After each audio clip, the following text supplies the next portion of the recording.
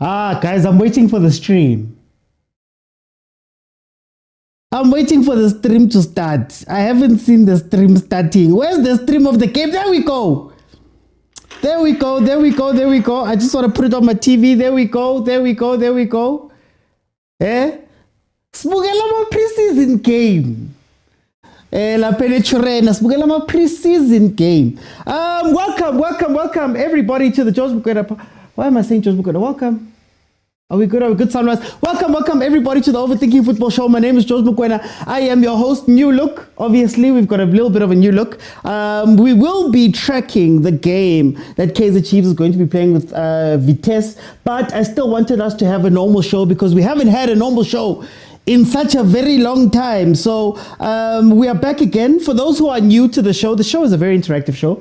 You are able to jump in, you are able to speak to me, you are able to tell me what you're thinking about whatever we're speaking about, because this show is based off of you. What's going to happen is that there's going to be 4 panels tonight that are going to consist of 5 people, each getting 5 minutes, which means each panel is 25 minutes, and you'll be able to speak to me about what it is that we are speaking about. The normal show is on every Monday, Tuesday, Thursday, and Friday, as well as watch-alongs if Kaizer Chiefs, Orlando Pirates, Banyana Banyana, Kaizer Chiefs, Orlando Pirates, Banyana Banyana, mamelodi Sundowns are in action. We will be watching those games. So welcome everybody. Tonight we're going to be covering 2 topics. We're going to start off for the first 30 minutes. We're going to speak about Banyana Banyana, who started off their WAFCON journey last night, having beaten Ghana in their first game. And then of course, after that, we're going to move on to transfers. I want to hear what you guys are saying about the transfers alone, man. The transfers alone. We wanted to analyze Silva. We're watching Silva. The game is on, agent. Guys, please let me know if you can hear me properly.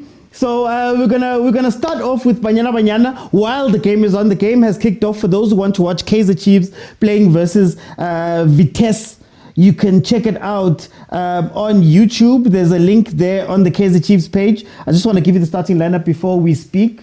Hi, agent. Multitask.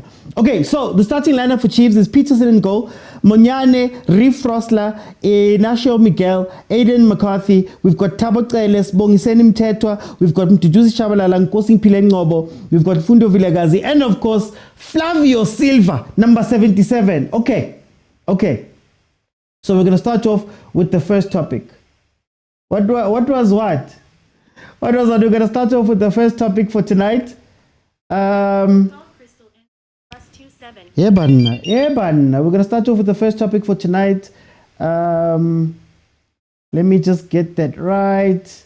We're going to start off with Banyana Banyana, and then we're going to go into what's going to happen, what's been happening with the transfers. Munyane obviously over here. So guys, feel free to request and let's have a conversation about Banyana's performance last night before we get into whether or not you are happy with the transfers that you've made. Remember, if you want to join the show, bottom of your screen, there's a button that says multi-guest. It's got a blue figure hugging a pink figure. You request, I let you in. We have a conversation about the topic at hand. So guys, feel free to request. Guys, have I been gone so long that you guys are a little bit shy? What's happening, guys? People are shy, or let's sort of keep preseason.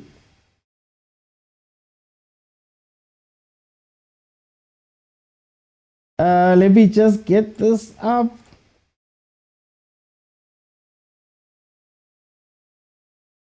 Hi guys, request tag. Let's have a chat. But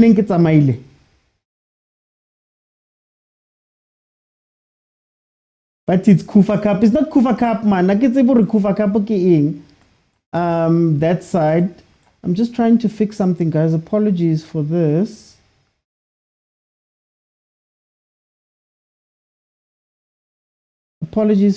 Just fixing something.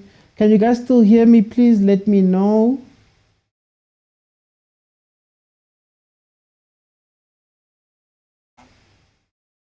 Evan.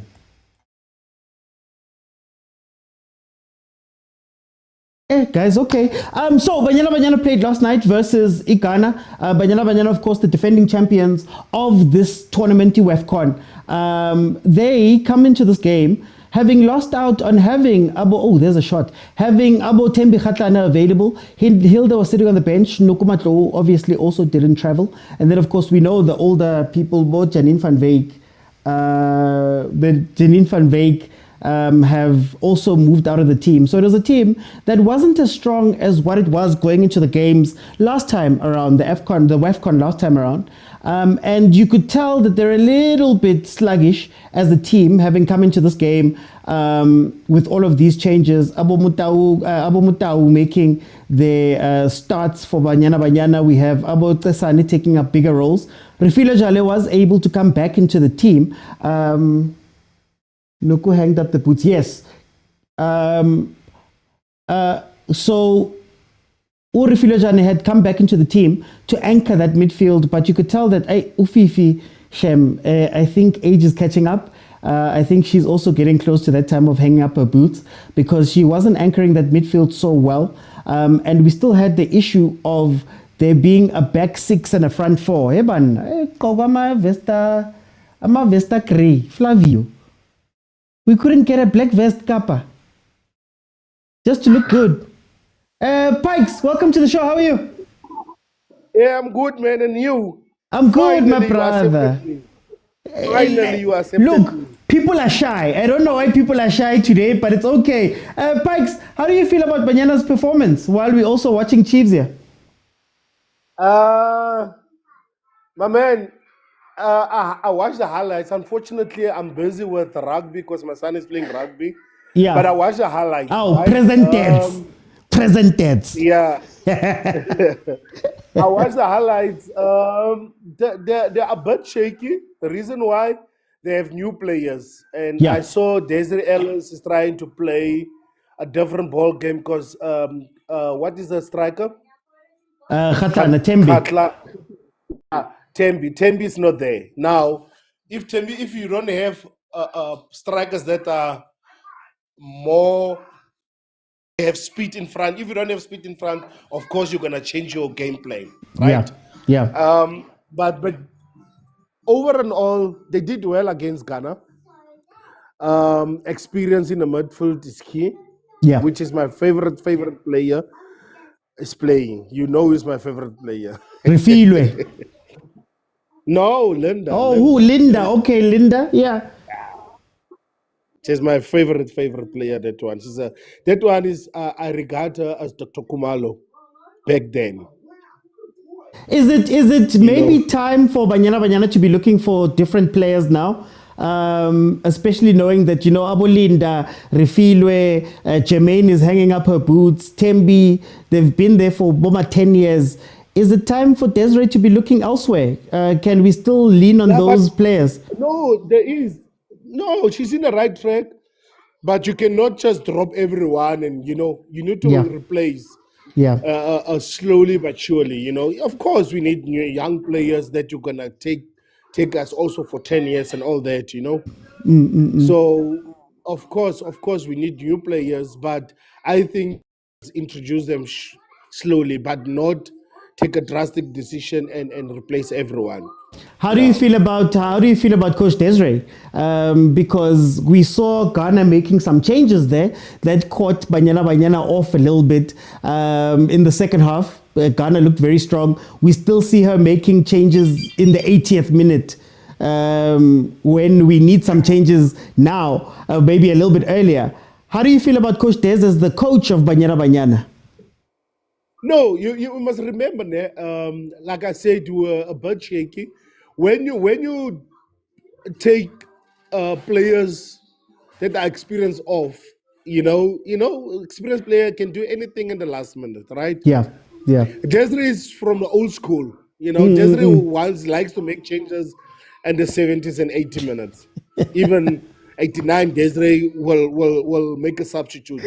All old coaches, they used to do that. They believe in their starting lineup. Yeah. They believe in the first 11. This 11 can take me to 80 plus minutes. Yeah. She's that. Unfortunately, she's that kind of a coach. But you're saying unfortunately. Don't you trust her then? Should we be looking?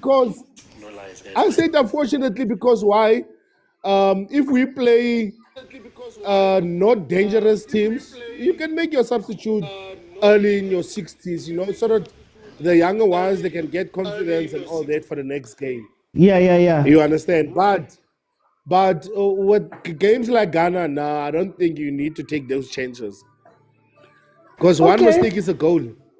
So then tell me, how do you feel about the chances of winning this tournament? How do you feel about the chances of Banyana Banyana coming out and doing something big here? To be honest, we're gonna go through last 16. We can squeeze to semifinals. I think we're gonna end up there. I think so. We're not strong enough. Yeah. We're not strong enough in terms of aggressive when you are taking. We're not strong enough to play that 100 plus minutes. We are not strong enough as yet. What can we do? Maybe I'm going to ask you an unfair question. What can we do to make Banyana Banyana more fashionable? I mean, they're the current champions of the WAFCON. They're doing so well for us. They went to the World Cup and did incredibly well. They're consistently performing, but yet no one cares. What can be done? Exactly. Chief, our leaders are always saying our leaders are let us down. Our leaders are taking this country, I don't know where to, I mean, how can Banyana Banyana team that went the first time? Banyana Banyana is the only team in the country that went through the last round, like to the next round in the World Cup. Bafana failed to do that. I'm at look with all that money, with your Benny McCarthy's, with your Matthew Booth, that dream team, they failed to do that. And there was support, they were supported, So Banyana Banyana is the only team that went through to the last 16 in the World Cup, first time in the World Cup. Yeah. So if Desiree can get players, my man, I'm telling you, in the next World Cup, she can do something. She can even surprise most of the countries. Okay. No, Pikes, thank you so much for joining me. As we continue on watching this Kaizer Chiefs game, guys, we're also just keeping an eye on the Kaizer Chiefs game. I know. I'm a Pirate. You're a Pirate supporter. I wanted to congratulate you because I've been following you since from last year. I tried to several times to do a request. You didn't take me.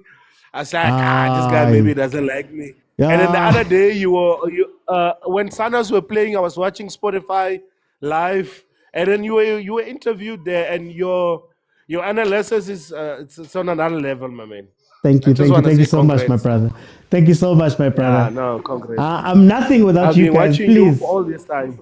Thank you so much, my brother. Thank you so much. Yeah, man, you need to bring me because me, I'm a Pirate supporter, my man. Hard Pirate supporter. People were happy. Yeah. Well, we're gonna get into the transfers. So I want you to come back for the transfers. Don't say too much now. We're gonna get the second part of the show is gonna be about the transfers, what has happened with Chiefs and Pirates. So please come back, Pike, because I see people are shy. No, it's fine. I'll come back.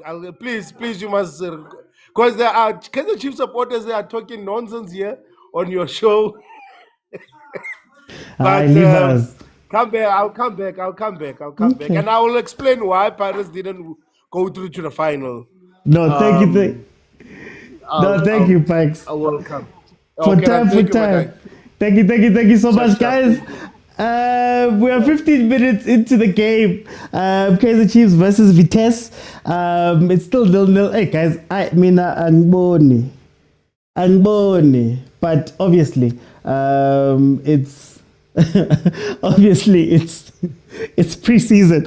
Guys, if you want to watch the Chiefs game, go to Kaizer Chiefs' YouTube channel. It is streaming live right now. Okay, so as I was saying, the sad part about Banyana Banyana, to be honest with you, is that Banyana Banyana, with a semi-professional league, where really it's only Sundowns that is super professional within that league that is paying properly, with the Hollywood Super Bets, there's been all over the stuff that has been happening with the payments. Sasol has been complaining about SAFA.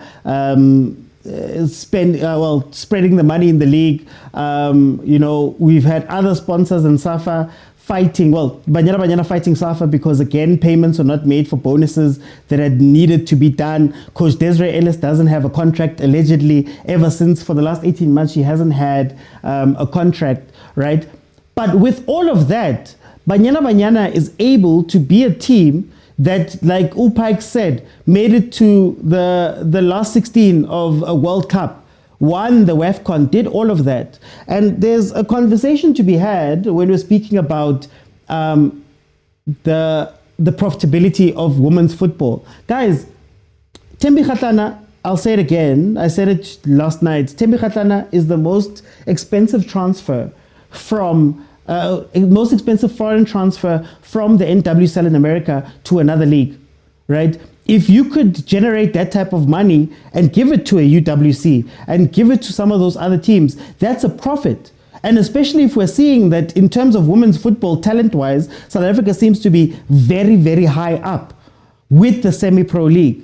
So if you were to professionalize those things, maybe you could make some money from that, similar to what Chelsea did with their women's team. Chelsea sold their women's team to themselves in order for them to be profitable. We're seeing what's happening in the WSL, that side. Stadiums are getting fuller and better than our leagues here. You look at a team like Arsenal, they filled out the Emirates as a women's team.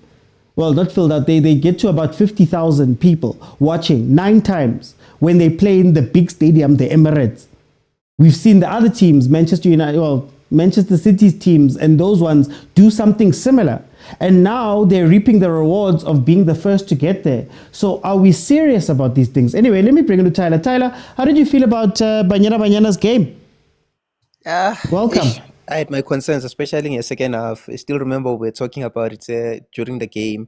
Yeah. Especially, I was happy with the goalkeeper, and he made a lot of crucial saves. Yeah. And she actually kept us in the game. And I was just like yesterday, I was worried and I will go to I'm a player A to we have a lot of aging players and we don't have that transition. We don't see that transition of players who are going to actually hold the torch moving forward. Yeah. We don't see who is going to replace Ramalepe. We don't see who's going to replace number 10 and my favorite and Standwa Sam, Usio Posane, number 12. We actually don't see people who are going to actually come in and replace those players. That we spoke about that what's this? Banyana Banyana has always played this simple game of saying we're going to have that one best player. We're gonna throw the ball at her. Plan, just like Thembi Kgatlana, plan. And once she does the plan, the rest of the game. Once we get those two or 3 goals, we're going to defend afterwards. And actually, and also not something that I also spoke about, maybe they were trying not to outrun themselves because she's a Morocco. There are a lot of let's not look at the negatives of the gameplay. Let's also look at the positives in terms of the conditioning coaches and all that stuff, the things that they actually have to take into considerations. We actually have to sustain these players. They're going to play the long tournament. Remember, there's a few days of recovery in between. They'll be playing another match, and I'm not sure. Is it 2 or 3 days from now? Yes, Friday, I think it is. Tanzania. Yeah, they're going to be playing. So they don't want to outrun themselves because, especially dehydration, is it's very difficult to actually recover from dehydration compared to just a simple fatigue. So, but I'm super worried about the transitioning. The age, you could actually tell that, especially when the second half started to kick in.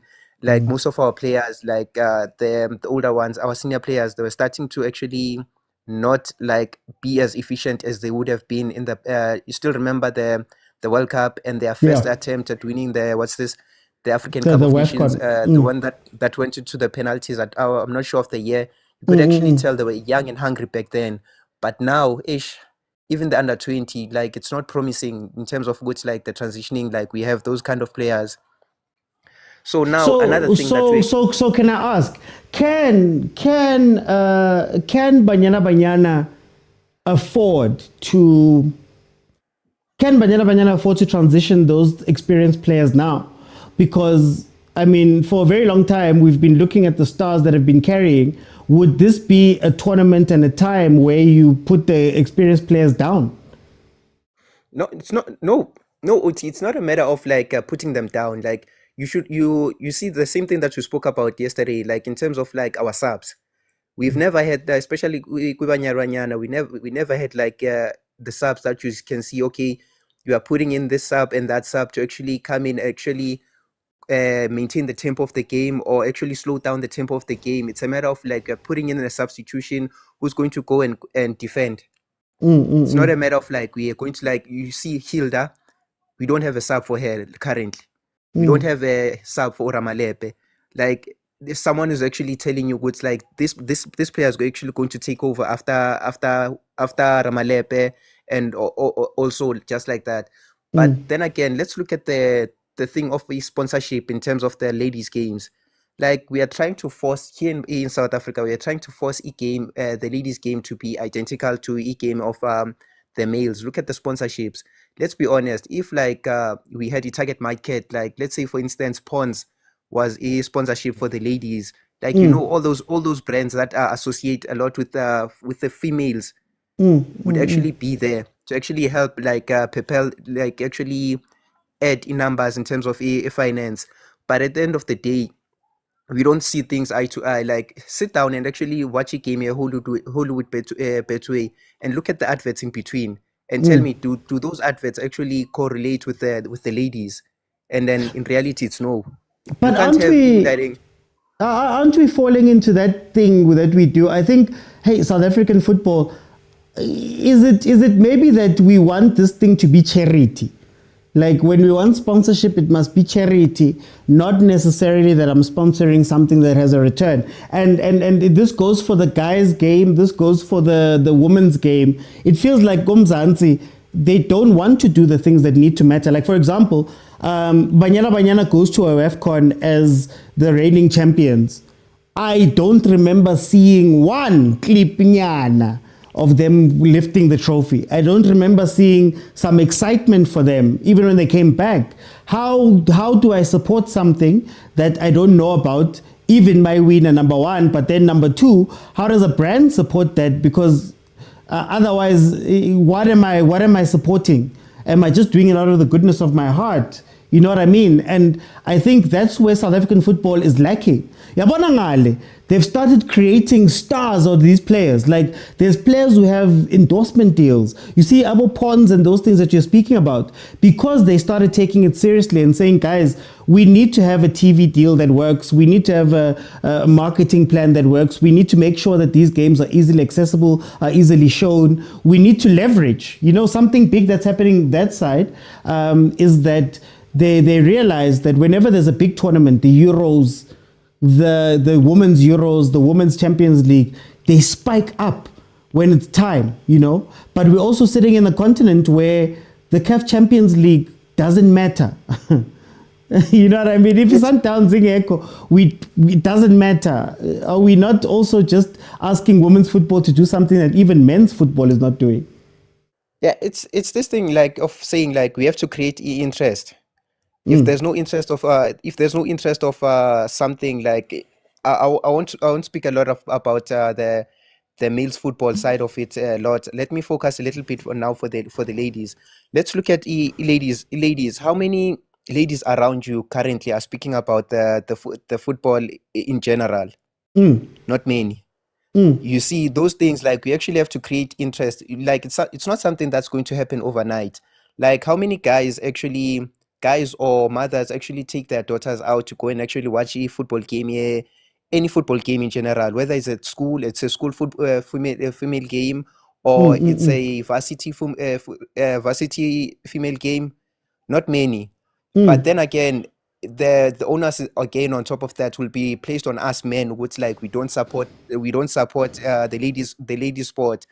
You see. Can I just ask then, isn't it also that I feel like one of the problems that we have when it comes to marketing and things like that, honestly speaking, is that we think that the football will do the job. We think that people watch the English Premiership because of the football.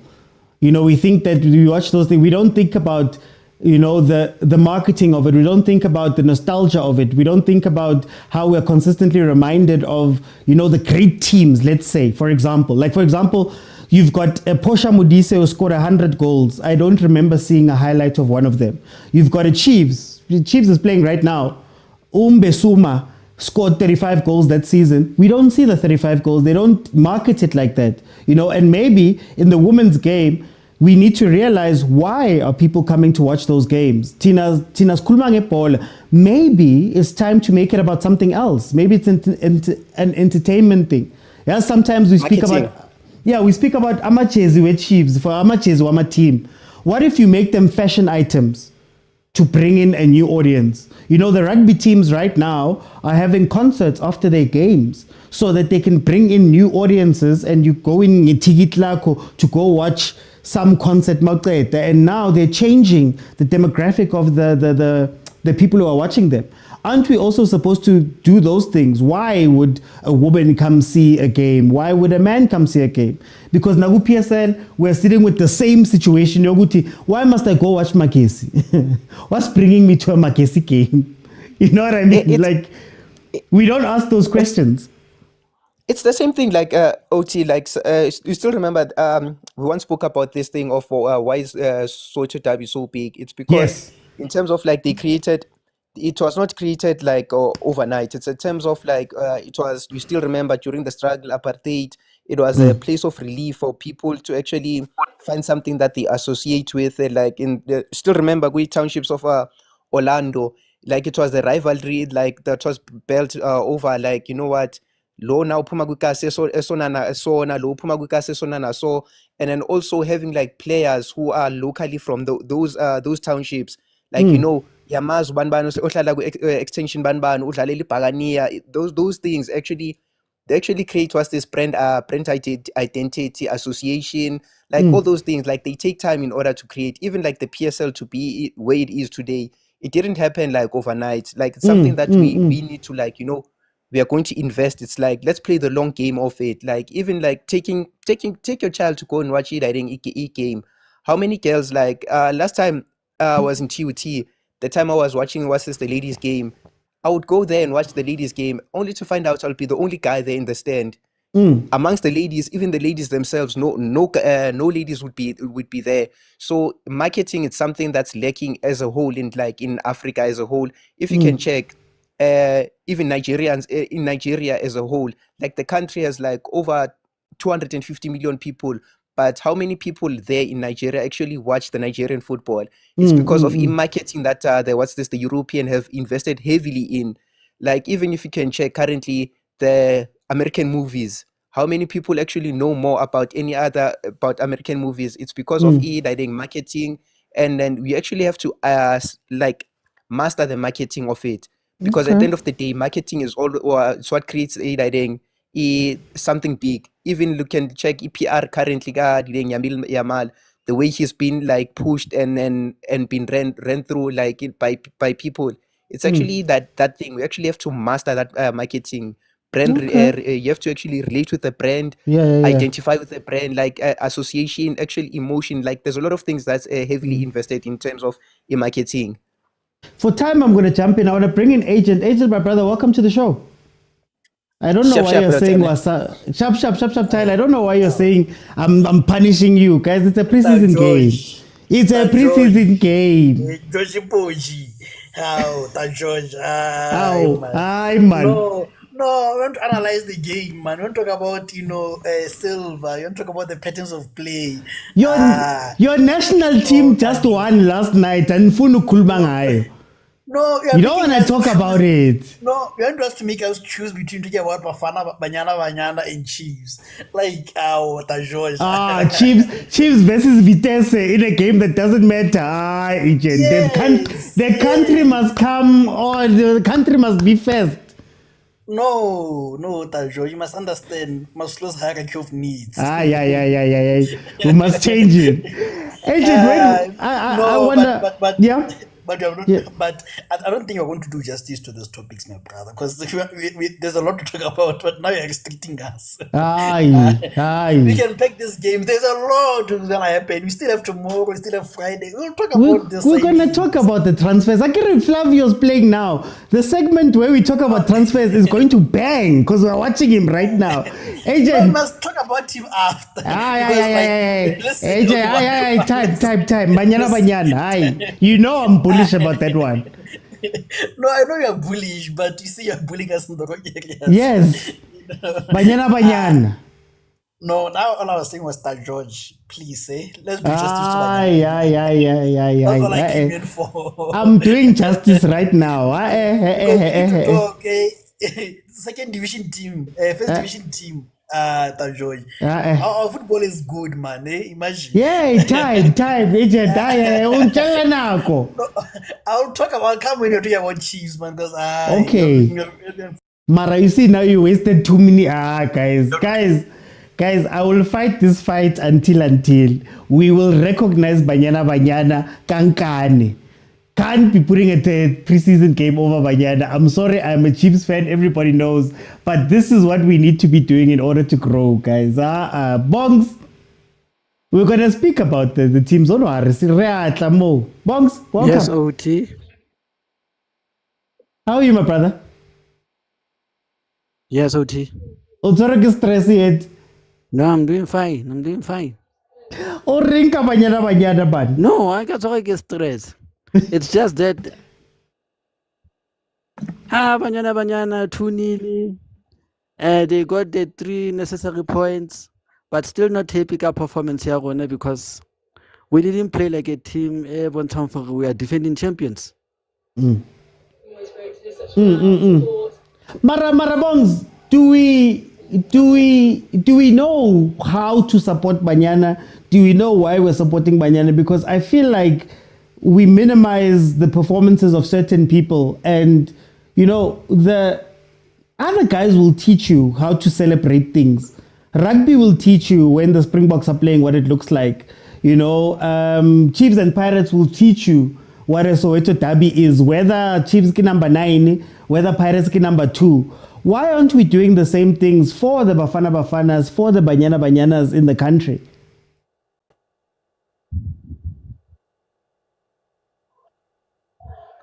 OT, we know why we are supporting Banyana. It's some people who come ka tendency or women's football is not as interesting as men's football.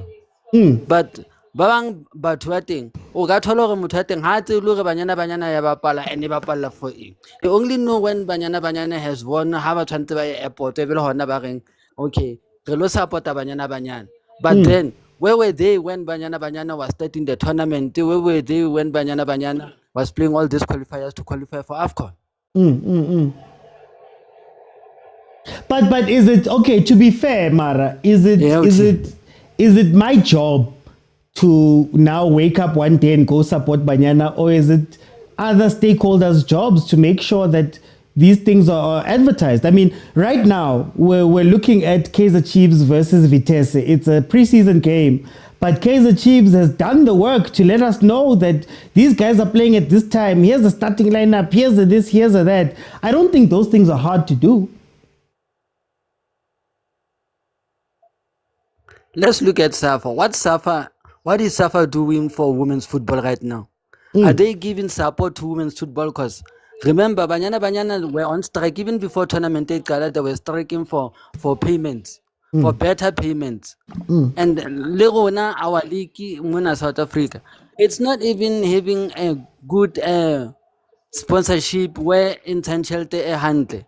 Because when you look at Motsepe Foundation, it patala way more than what the league Hollywood Bets patala, because winning Hollywood Bets is just winning 2 million, and you are playing for 2 million, and the others are playing for 5 million. So the ladies are overlooked. They are not even marketed well, because most Yabatu don't even know Banyana even playing at the moment. So then tell me, there's a lot of leagues that we don't follow, but we know a lot about. So for example, we know about the French league. PSG Conference League. We know about Bayern Munich, but I can imagine that a lot of us here haven't even watched 3 games. Tsako Germany, 3 games, Tsako France. Mara, we get told about Tembele, Bomang, hey, they're hot, they're whatever. What can Africa learn from those things? Africa needs to do more for football, especially in the women's game. Because we're trying to push football more. We're more like Europeans. Because right now, look at Women's Africa Cup of Nations. We only have 12 teams. I would have liked it if in an Boma 16 teams were more competitive. Because it's the same old people badula ba qualifier, your Zambias, your Morocco, South Africa, Nigeria. They are the only ones who are always there. Level Botswana ina le ho ba teng recently because inte improve bikinyana in the African game. Yeah. I just want to jump in. Hey, Frostler has just scored an incredible goal. He's just got an incredible goal there. 1-0. Did I give you? Yeah. He scored that incredible goal during. That's why I give it. So, Bongs, I want to go back to what we're speaking about now, because I feel like I know we're speaking about the women's game more. Mara in Tswana as the men's game. I mean, I love how we're making it sound as though the women's game fine doesn't have support and stuff. Mara ekare the games are PSL kaofela tsona, it's a full stadium and all of that. Is it just a problem South African football as a whole? Because even Bafana, sometimes I do a watch along of Bafana and people will tell me that they didn't know Bafana was playing, for example. People are more invested in club football than international football, because normally how to share about it, they're always talking about Chiefs, Pirates and Sundowns. They never even talk about national teams and what's going on in the national team. Yeah. Okay. So Safa Yona has to do more to push us to like the international games more. First, we start to stop our Kosafa. Yeah. Okay. Has to end. So that we can grow our game. For time, I'm going to jump in. We're gonna head into the transfers at 8 o'clock. So I just want to get the last few people in. Okay, guys, it's on the Kaizer Chiefs YouTube channel. It's streaming live on the Kaizer Chiefs YouTube channel. Let me go to Lefati. Lefati, welcome to the show. How are you?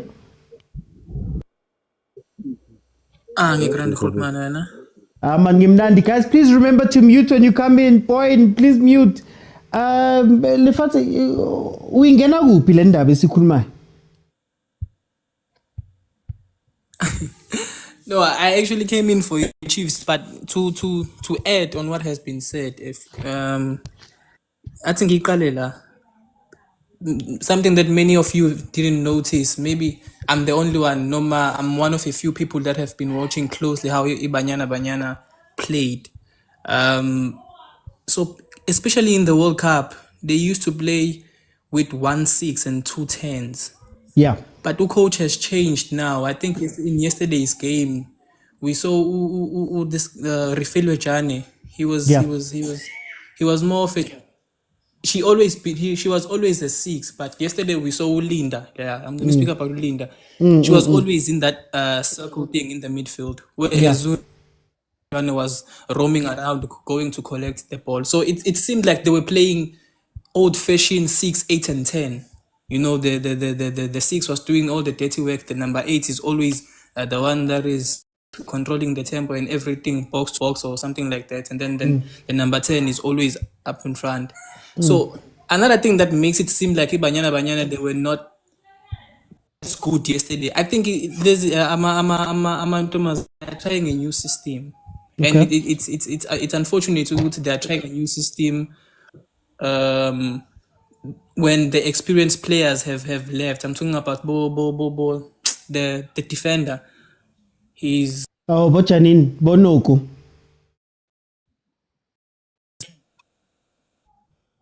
I think we're just cutting up there. Am I still audible? Yeah, you're still audible. Am I still audible? Okay. Yeah, it's a pity to the coach is trying a new system, but with the old players having been gone, because in this system with Khatlana, because we saw in yesterday's game again, Jermaine was the sole striker. Whereas if you think about it, back in the World Cup, I think they were playing 2-9s with Jermaine being more on the side and being the sole, but they were like pairing up, being doubled. In yesterday's game, Sipesen was just sold there up front. So I can forgive these girls for I know they're the defending champions. I know they should play like defending champions, but they are trying a new system with new players, which I think it will work in the future. But can I ask you, are we trying the new system because we're trying new systems? Are we trying the new systems because we find ourselves in a situation where we are forced to play the new system? So Tembageko, Abo Nukubaya Hamba. Now it's not that maybe Coach Desiree would have played this game in J, but it's one of those situations where she's just like, hey guys, I have to do something here. And if you are doing that, is there enough thought put into Banyana Banyana for that, or are we just waiting for the next injury to happen or the next retirement to happen for us to be forced to take the next step? Should we be taking it ourselves? To me, I think the team is evolving, man. Like I don't think it's a good thing. No, it's a right thing to play the same system for maybe 10 years. I think so. As there are new players coming in, so that means there's new personnel. There's new maybe characters in the team. There's new abilities because now we can't all have the same qualities. I mean the players that are here now, I don't think they have the same qualities than the players that were there maybe 5 or 6 years ago. So with that, I think what makes a good coach is realizing the abilities of your players and then try and evolve and try and change the system into what I think will fit these girls. I personally think the system would work, especially with having a solid back four. I think the goalkeeper and the 3 defenders that were playing yesterday were from Sundowns. So it's a bit easier to the continuity ngasho ukuthi khona lapho. So I don't think it's a matter of Motembi have retired or whatsoever. I think it's a matter of evolving new players, new personnel, new abilities. Very quickly before I move on, can Coach Des evolve, or should we be seeing Coach Dunga, Coach Tina coming in and taking helm of Banyana Banyana? I know they're assistants. I know they're there, but is it time to let go? It's a tricky question. I mean, she has done a lot for South African football, but for now, No, for now, I think she can stick around, man. If they can help her grow too, but now I think they want to get into that control. But for now, for me now, I will keep the current coach for now. Okay. Let me bring in Point, welcome. OC. How are you, my brother? I'm audible. You're audible, my brother. I'm fine. How are you? I'm good. Where do you want to jump in on this?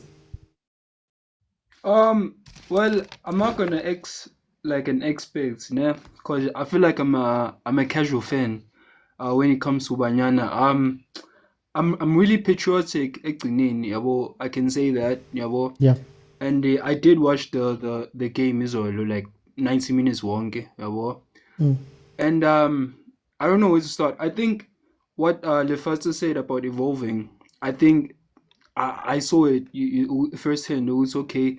It's a different team, so it's not gonna have the same qualities, but see, I felt like okay, Utembi was kind of missed, in that role, finisher, because I feel like we needed someone who took the chances and actually finished them, but I felt like we missed that, Sinji. But it's a tournament, you take the chances and then you converse and then you move on. Could you say that maybe, I don't want to make it about Banyana, let's say about a lot of African teams that have been dominant on the continent. Do you think that they become complacent in that they've mastered African football? So Coach Des knows how to win at AFCON. Regardless of whatever we say, she knows how to win games, right?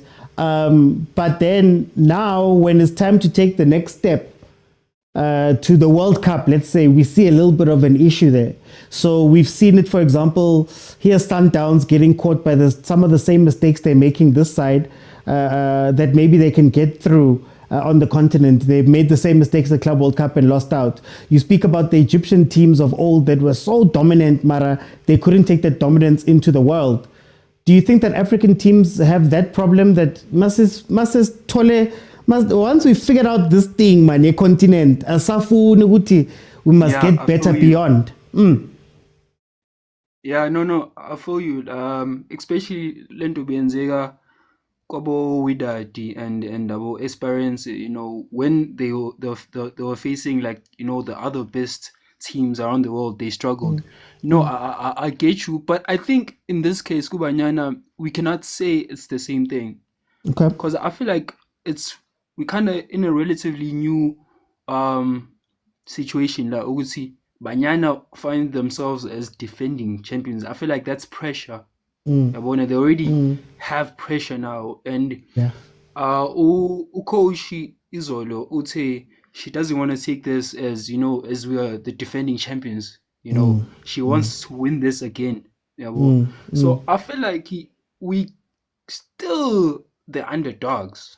As much as yes, we are defending, but you look at in Ndele, you look at when they're betting and stuff, people are saying, oh, Nigeria or Zambia, might win this. No one is actually considering Banyana. So I don't think we in that territory, to say no, we kind of complacent. It is all. I feel like we played against Ghana isn't experienced in this level for my Black Queens, but then I feel like we kind of managed the game. Yeah, it almost slipped away, but we managed it. Okay. What's happening? Oh, advert. Hey, Mara, YouTube. Hey, Mara Chiefs. You don't turn off the advertising just for now, guys. Hey, Mara. I'm experiencing the same thing. Advert. You must make that AdSense, but it's fine. For time, I'm going to jump in because we were looking at 8 o'clock where we're going to switch topics. I want to bring in Malume Kutso. Malume Kutso, welcome to the show, my brother. George Komantarakis. Tinsa. Coming to you live from the third world. Hey, Ukraine, Mr. Uti. I'm at the top of my game. Exactly. No, but Mr. Uti, I found the conversation interesting, Yeah. It's something that you've hammered for the longest time. And yeah, like I said, sometimes you need to give agent like an interview so that you give us your thoughts, because the ideas you have that we sometimes don't grasp. It takes us time. It's really not about passion, guys. You cannot leave it down to passion. Patriotism, you can't. You can only go on. You'll have 57 fans. No, like as a short, honestly. Even this other popular team, the biggest, is really not filling up the stadiums at the current moment. Yes, it's tough. We can see that they are losing, but the stadiums are empty. The one team that's filling up to a certain degree, Nakon, there's a serious effort. There's documentaries. Yeah. There's fashion. What you can see with Ila. There's an effort to get these people to come and watch us. You understand? Yeah. So even with Banyana Banyana and Bafana, there is no effort to get people to come and support. The one maybe flashes where there are efforts. You can see that people come, like your Bloemfontein, let's go on a roadshow. You can see that's when people respond. Yeah. So it's clear there needs to be an effort from the powers that be for people to come through. We cannot keep playing this kind of emotional card. Yoguti, no, it's because it's ladies. Even with the guys, it's the same. Yeah. If you don't fire the effort, no one is gonna come. People have their own problems. You'll have your Malume Kutus who are passionate about Bafana, and but that's not normal. Yeah. And we cannot treat it as normal. People, Mr. Oti, someone has an issue with the car is being repossessed. It's true. Someone has issues with the when I go home, then I'm Tiffany PS5. I was not concentrate. And now I'm talking last life problems. Someone who called with bayampata ukuthi ama red bottoms akhe are fake. You understand? Not people are not thinking about Bafana every day. Yeah. So you have to introduce the idea ukuthi Bafana exists and maybe attach it to something to say if you watch Bafana, you might have fun. Like you said, Wuti, it's something I've suggested, but not in the same way. I thought turn the stadium into a fill up, like when Casper is having whatever. After the match, open up, let the guys perform, and to hear the rugby is doing something along those lines. Mister, it's been there. People pay. It's not about the money. People pay 300 to get into a concert for general access. And you think there's a problem with they can't pay 30 rand, it's because they don't like football. No. Your ticket Not is even. 30 rand. Not even. Your ticket is 30 rand. Someone next door. Opere jersey la 1,003. O shapile jacket ya 2,000. O shapile buruku ba teng ba kapa ba 1,005. Nje how tsamaya ke 7,000. I was at the stadium for the last game and I watched the family walk in and I was like, me wa teng wa pere all the way. Ntate wa teng wa pere all the way. They've got 3 kids ba pere all the way. O ka hlula ke 3,000 ke 30 rand. You understand? The money is there. Even if we twist it and say some of them are wearing counterfeit, that counterfeit is 100 rand. It's not below 30 rand. The cost of a ticket. Yes, there are other issues like traveling expenses, but all of that combined is not even more than one ticket general access. Yeah. Go, ama piano what. Not even more. Maybe like about ithunyana or lezamo match. You understand? So the issue is advertising. The issue, I don't know, tagging it to something to say this is what this stands for, and when you support this cause, this is what you are supporting. It's not really about the football. 8 times in a row, winning title winning team can't fill a stadium because why? They somehow detached. But also, I think what we always, the Springboks. I always use the Springboks. The Springboks have a tagline, whether true or false. Bare, rugby unites the nation. You understand? Nigeria ka AFCON. No grief for anyone. Just something that small. And we saw the Nigerians who were jumping into the comments that it united them under something. Like even small things like that. I feel like sometimes we don't know what it means. We don't understand. Banyana right now. Asikho. Because I'll tell you more, which we were humble the whole season. And you saw us coming to the comments, go to the stadium, sit busy, since Palama Pod, we remain humble. Now, what do they stand for right now? Yeah. And this is not an attack on them. It's an attack on the powers that be. CJ is asking a question here. They are probably the most marketable team right now in the country. Anything is marketable. Anything is marketable. Anything. But right now, with the results, with I'm gonna do this, I'm sorry. With the GBV in Tontons, there are so many angles you could market Banyana Banyana from. And the fact that they are champions of Africa is reason enough. They're the most marketable team in this country. But before I lose my direction, Mr. Oti. But like I said, sometimes you propose stuff, we may not hear you at that time, but I think there's someone who can help us hear you. No, but we usually disagreeing, me and him, but it's fine. Thank you so much. I want to bring Sinja in. Sinja, showstopper. I see you in the comments. I want to bring in your perspective on this before I change topics. How do you feel about this conversation we're having?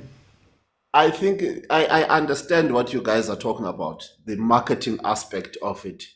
But there's one thing that you guys cannot market. It is the football itself. Okay. When you talk about rugby, the reason why rugby can be marketable in various ways, it is because the rugby aspect of it, it's marketable. Okay. Why? Because of what the Springboks are playing against and the level in which Springbok is playing at. You can it's easily marketable because they are playing against the best of the world, and the best of the best in the world is known to be the best in the best. A Springbok, put aside chasing the sun, when Springbok is playing against Ireland, that's a rivalry anticipated.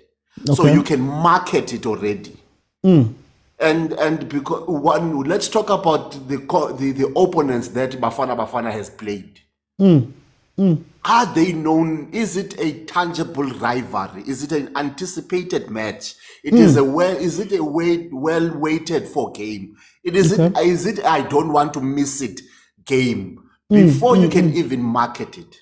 The truth of the matter is this: Banyana Banyana football itself, it is not an anticipated event. You do not see rivalry against Ghana. It is not a well-known hatred between Ghana and Bafana and Banyana Banyana for you to be able to even build something of aspect of it. And I hear a lot of people are talking about advertising it. What are you actually advertising? Is there interest in what you're advertising? But Sinja, can I ask you? But can you lie about those things? Like, I'll give you an example. I'll give you an example. Yes. Bafana wins the 1996 AFCON. We've heard the story over and over and over again, right? I can tell you for free that most of us who know that story don't know any backstory about whether Tunisia was a big rival, Tunisia was this. They just marketed the excitement of the moment. And sometimes, a lot of the time, with European things, they give you the excitement of moments. PSG winning a Champions League, they will throw it down your throat until you understand that this was a big moment. Now, for me, when I look at Banyana Banyana, I'm like, I don't need context to know that Banyana Banyana are WAFCON champions. But the problem is that I don't know what that means. So, for example, you see Bafana Bafana. I'll give a Bafana Bafana example. We should be seeing Ronwen Williams. We should be seeing Ronwen Williams saving those 4 penalties every single day. Wait, see, even if you have nothing to do with football, you must go, yes, that keeper saved four penalties. What team does he play for? Like, I think about me supporting Arsenal, right? Yeah. When I started supporting Arsenal, I had no context of what Arsenal was. I was an SABC kid. We didn't have DSTV. Mara, there was that little CD, Heineken, that used to come in 442 and those type of things where they used to show you the goals. Hey, you'd see these incredible goals, Sabo Eto, you'd see Abo Henry, you'd see all of that stuff. And in my mind, I picked Arsenal because I just saw Henry and the 10 moments from Henry that we see everywhere. Shouldn't we be doing those type of things in general? I mean, you look at Sundowns. Sundowns has won 8 leagues. I don't even remember. Yeah.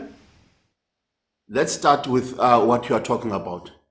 With Bafana Bafana. Let's look at their beginning. Who did Bafana play against first when they went back to top flight football? Oh, I don't know. First ever. You see, that's the problem. But it doesn't matter because I still hold the 96 World Cup. It does, because the first gear that Bafana started with was a well-anticipated game between Bafana and the PSL 11. which was actually also, was the talk of the town. Because as I was saying, you can market it because there's a rivalry between players that were supposed to be in the Bafana setup there or not. It was also to see what was going to happen. Now but then CJ, before you say that, before we move on from that, I still think the meaning of that had to be communicated.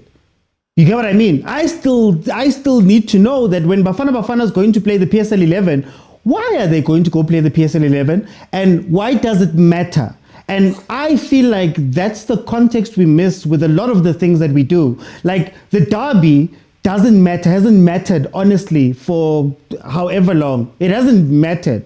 Mara, when derby time comes around, Vodacom tells you why this game matters. It's not about the football, it's not about the pitch, it's not about any of that stuff. They start evoking all types of imagery, they start bringing in legends, they start making sure that every channel that you go on, you see it. Sometimes some people don't even care about Kaizer Chiefs. There's 2000s who don't know about Operation Fat Ales. But I get it. When derby time comes around, you can't hide. The Springboks, the whole country was with the Springboks. Half of the people who are with the Springboks don't even know a rule. Don't even know a rule of rugby. Don't even know don't know what position he plays, don't know why he does whatever he does. But the narrative has been sold to us that this is important. Where now you have I've got no idea about Irish rugby. But there's somebody on TV who comes in and says, Ireland is an important team. Therefore, when the Springboks play the Irish, it's an important game. Now, my context comes from that, not necessarily from understanding what's happening. And now when I need to fill a stadium or do something like that, it's like, oh, okay, this is important. Banyana Banyana played a WAFCON final. Nobody was telling us that, guys, Banyana Banyana has been in 3 finals. This is the first time that they've gotten here. They've got a chance to win it. Desiree Ellis was captain of the team that was playing in the last one versus Nigeria or whatever. She couldn't win it. Now she's back as a coach. Those are the things that Europe tells us all the time.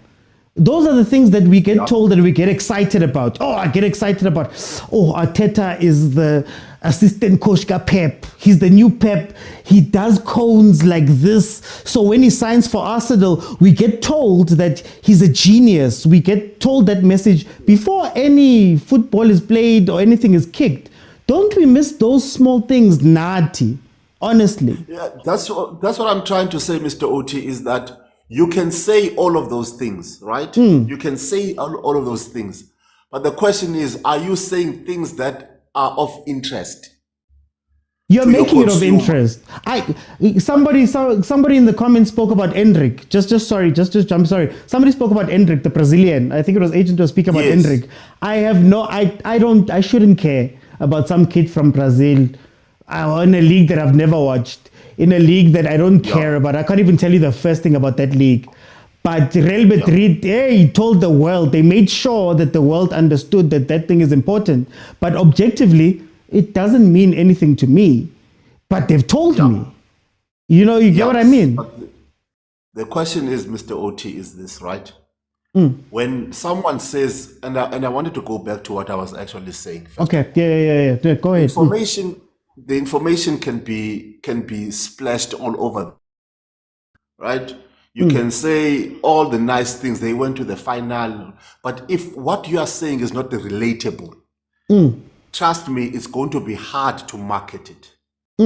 One of the reasons why it was easy to market Bafana is that it was built on knowledge that is already existing. Bafana is playing against Brazil. That statement, even if you do not know it to be true, but the Brazilian football, in the history of football itself, you understand that you are talking about a nation that is known to be a football nation. Yeah. So now when you're watching Bafana play against this footballing nation and doing well, it builds interest in terms of attraction.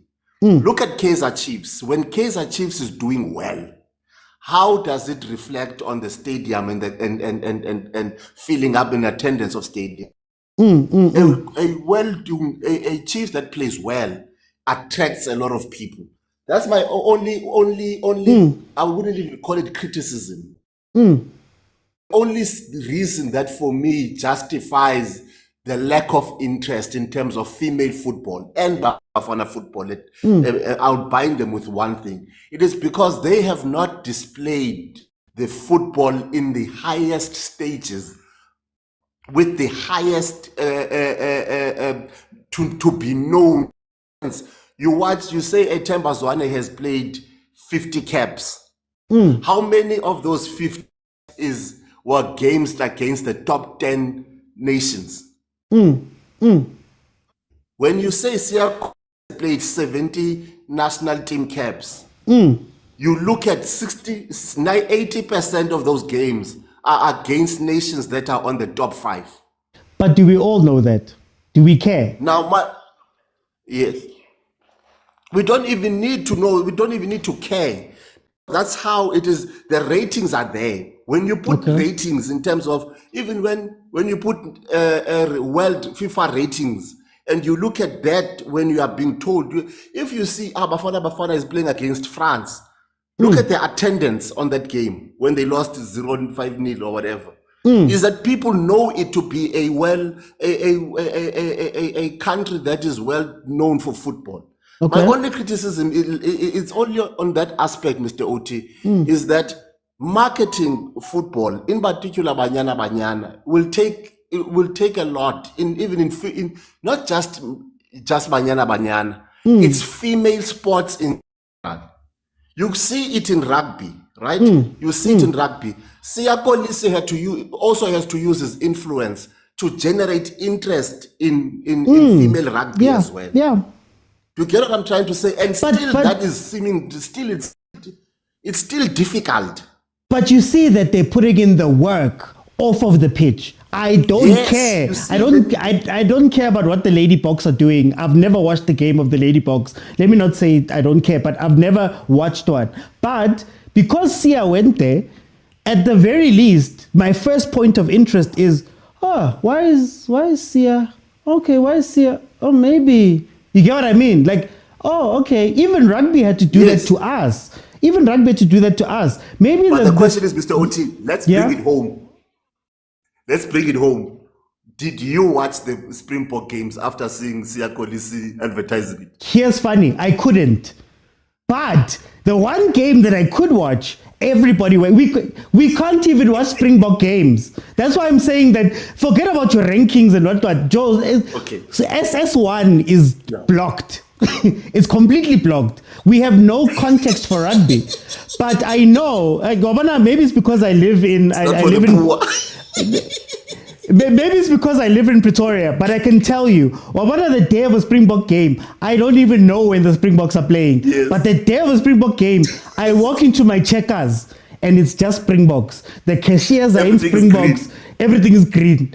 Hey, when the white people are happy, then mabas vule for the final. We get the FOMO, even though we don't understand what we are watching. So. Guys, some people are watching rugby. We didn't even know, but for time, I want to bring in let me end it also, Mr. Oti. Let me end it with this statement. I like what you just said in now, which was what I was going to end with. One of the ways to make it marketable, it is by the people that are consumers of the sport to be loud about it. And I think we, as the consumers probably of female football, we are not as loud as rugby consumers are. We are not in your face as we don't make people that are not in the vibe of it feel left out. Maybe that's also one of the reasons that makes the numbers to drop a bit. But anyway, Mr. Oti, let me end by saying Kaizer Chiefs is the first South African team to actually lead the first half in 2025 July. And I just want to make a point before I bring in Uprastomi. Guys, remember when I said to you, maybe the PSL should be looking to YouTube for their next deal. On goal. Maybe they should be looking to YouTube. 146,000 people apparently are watching this game right now. Can you imagine what that... Anyway, we'll have that discussion. Prastomi? Hola, OT. How are you, Preston? I'm good, Brian. How are you? But I'm okay. Preston, where do you sit with this, man? What a very interesting topic, OT, you brought. Mm. OT, before Nenze, I make my submission. I want to lay a basis that will come with questions as E2. Okay. One, sifuna siqale sibuze uba is it South African football based kweli side lamantombazane women, is it more promotable okanye do we see more promotion of it? Secondly, funeka sizibuze ngoku how was the promotion of women AFCON? Because before sibe sithetha ngabafana because we need to talk about the promotion of these tournaments, but zingakanani, how the input they are making in order to make sure that zifumana more audience and abantu who are watching the games up. We need to start there. Thirdly, who is the defending champion AFCON? Banyana Banyana. So it goes back to say promotion and a marketing strategy is failing the women football. Yeah. For the fact that Uti as a defending champion, we don't see anything actually about kanjani. Yeah. How is the build up? Yeah. See it to stations, TV stations, what you call adverts, sibone promotion esizibona companies ezifana mhlambe Coca-Cola, and if mhlambe le AFCON is sponsored by, let's say is sponsored by Heineken, supposed to siyazibona ezo zinto, the people who are supporting and sponsoring it tournament itself. But you can what is surprising when now we only saw when they were showing us AFCON. Meaning when they were showing us them striking. Yeah, so meaning build up a promotion, a women football is totally lacking.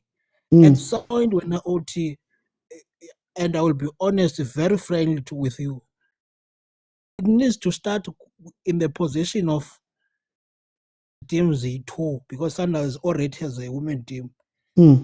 Pirates and Kaizer Chiefs, they need to do more, bruh. Zibe khona as women football teams zazo, so that loo nto izasinika more encourage yoba siyobukela amantombazane estadium. Unayo ipicture ye-derby ye-Chiefs ne-Pirates amantombazane, amadoda ayogcwasa istadium, fill up bengu-90%. Like iDDC, for example. Yeah, like iDDC. So such things when OT are very much needed in order the women football to grow. One thing I want to tell you, and I will be honest, when watching football, more especially what and attractor as a Europe. As a result in the Euro, what it irritates me, we African women football. Yo, OT, every 1 minute the ball is outside the pitch. Every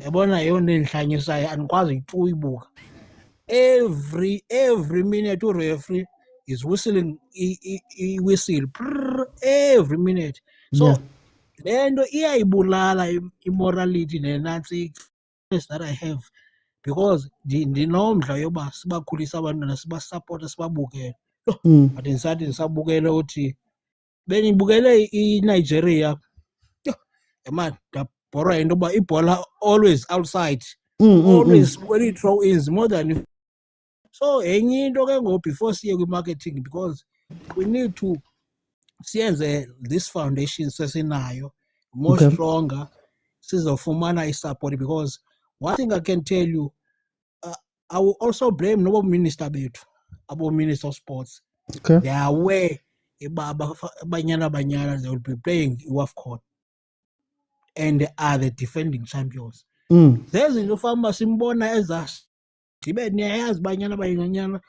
I insist about Fridays, let us wear yellow way to support the girls. Let us wear is CAF South Africa to support the girls, so that the hype bayidingayo abantwana bazoyifumana because thina one thing we're good at usibona sengathi we become one kudlala iSpringbok.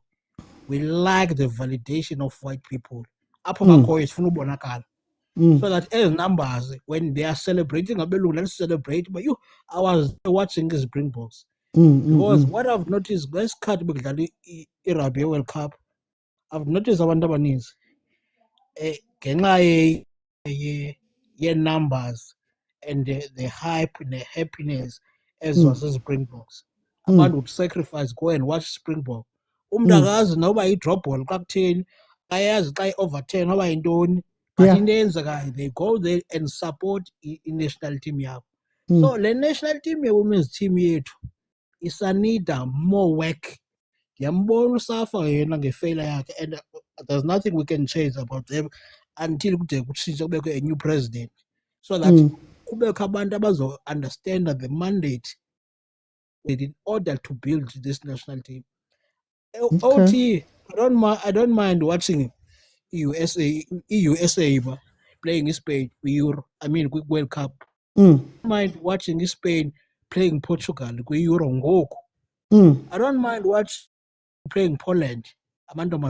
They can play football because I know even in London, they can give a run for the ubukele football that is enticing and very entertaining. Now the build-up with Banyana Banyana, you will find out for very much longer and years we've been on the similar same names Zabantu because le is lacking.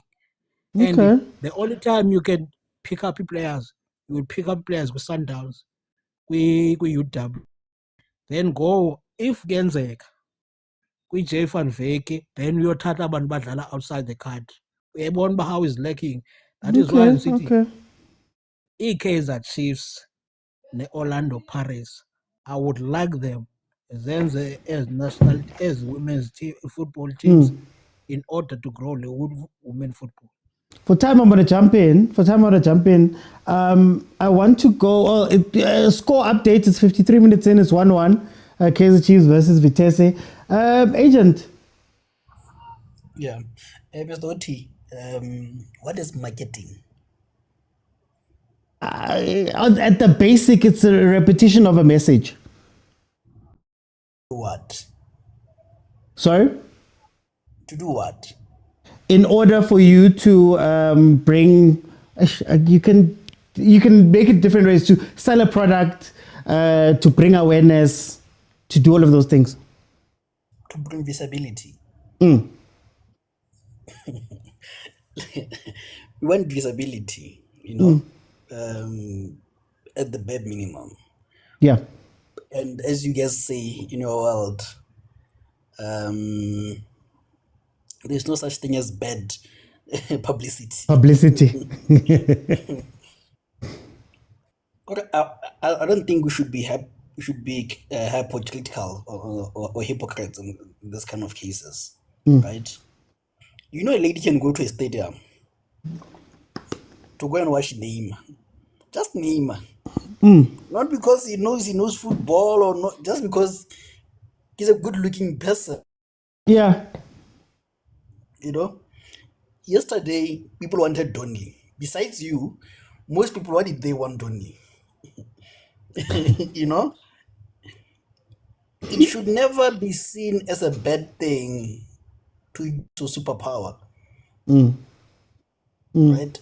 I think the problem right now that we're facing is we want to market or we want to make women visible in the manner we should make men visible. There are two different species. We cannot make them visible the same way. Okay. Right? Right now, is there crop top for Banyana Banyana? Is there a legging for Banyana Banyana? Right? Who is the most famous man who likes ladies? What king of squads, whatever, if he's still famous? Why is he not doing squads with those ladies? Just a session, like you always say. The truth doesn't matter.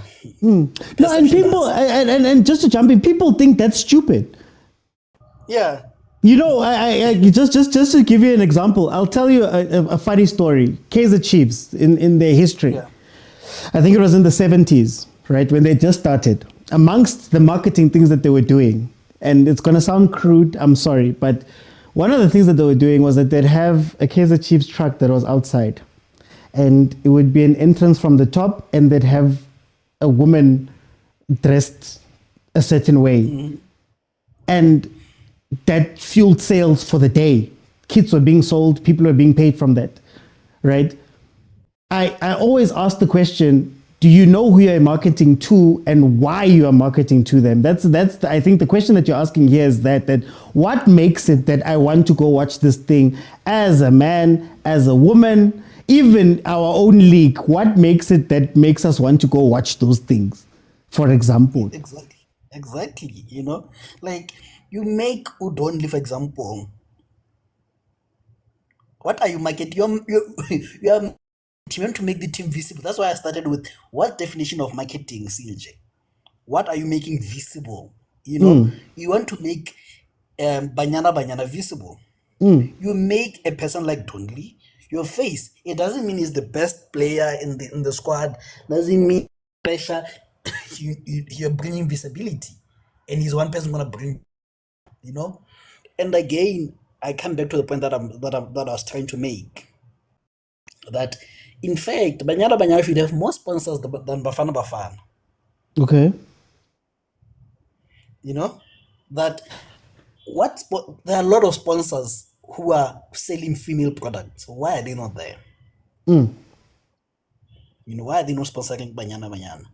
You know, imagine an advert, ya Rolon or ya whatever, done by a Banyana Banyana lady. You know? Yeah. Again, I think, not to repeat what Abutikucho said, there's a lot of cases which are involving ladies. GBV, what? Who's supposed to raise awareness? You know, the thing is, put people on our faces. No matter what you do, I don't care what you do, put them on our faces. Yeah. There's a lot of things that they can do to put them on our faces. Just put them on our faces. Whether the football is nice, is slow, is boring, we don't care.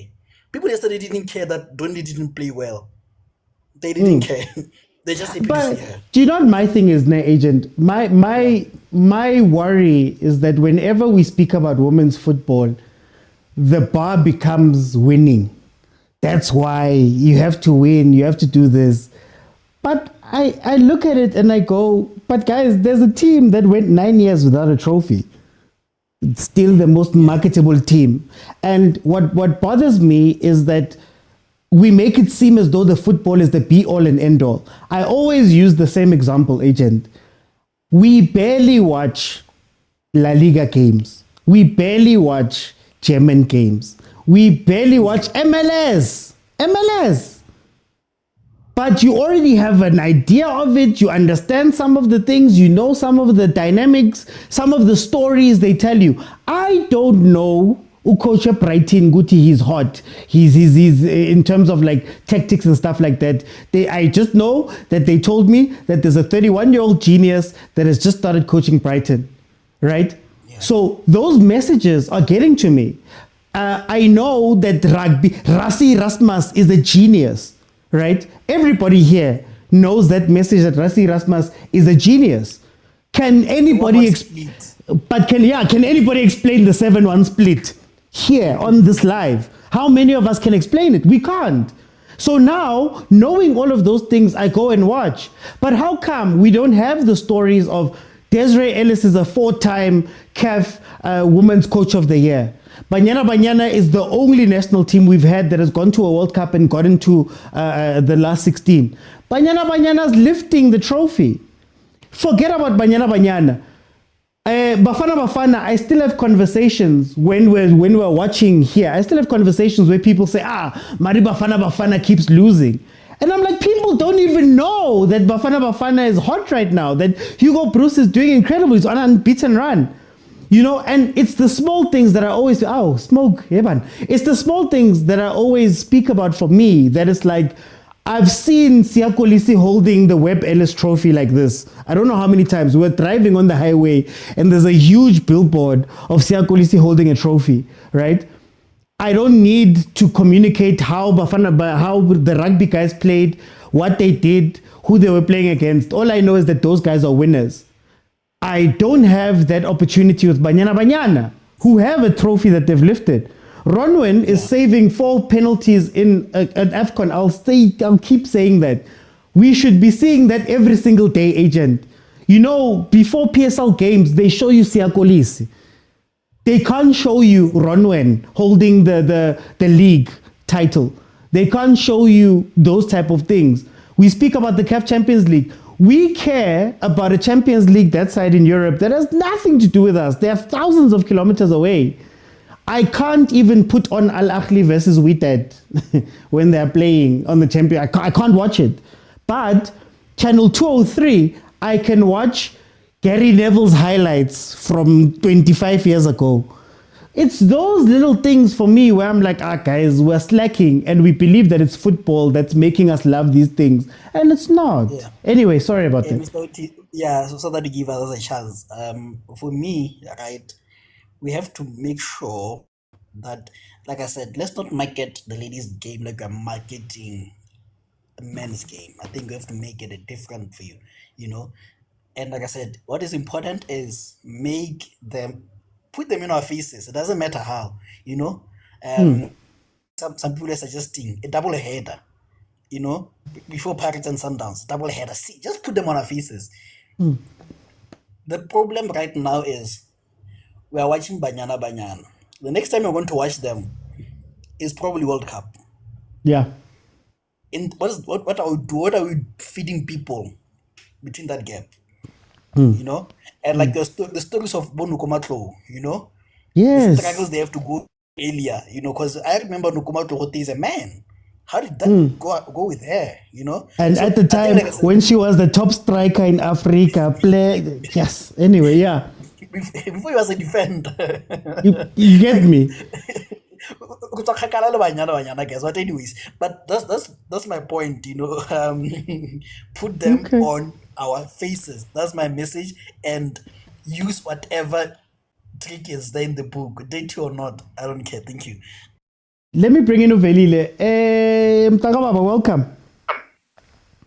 Hey, Mtakababa kunjani? Man. Hey, it was really pre-season. I want to give 400. I saw 400 and something thousand. Yeah, but Babu really pre-season.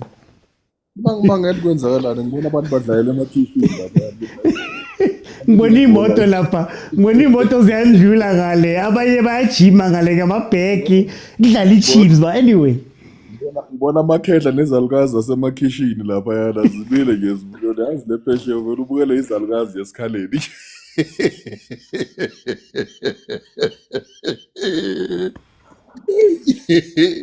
Ayikumnandi esileni but aziboni siphethe ikomisha amatiye lapha kuyaphuza nje kubukela umdlalo oyingane odlalayo futhi i-Chiefs seyifikele lezinga lelo.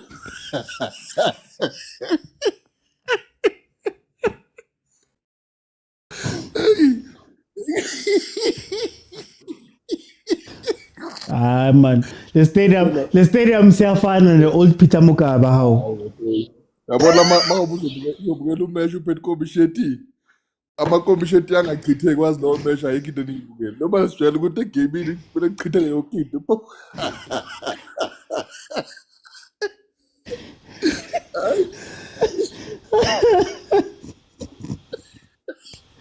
Hayi asiphethwe ngokuvala madoda kodwa asothini nasoloko into ngiyabheka istriker leso sibuya le top league eyindoda siyake sibone. Hayi man, vele khona indaba esikhuluma ngayo, siyekele pre-season. Awu. Kuzolunga bafethu, kuzolunga mntakababa. Hayi dahlupha. Normally soloko ngibingelele nabantu la ku-panel. Yeah, abafowethu kumakhona bawubuthi khushu ngiyabona bakhona. Kahle. Angazi, man. Sometimes at least this topic we discuss in a month or in a period whereby I think some of us have been conscientized, have been looking around with what's happening around the country, and Yeah. the whole young why. Look, certain things you cannot just bypass them.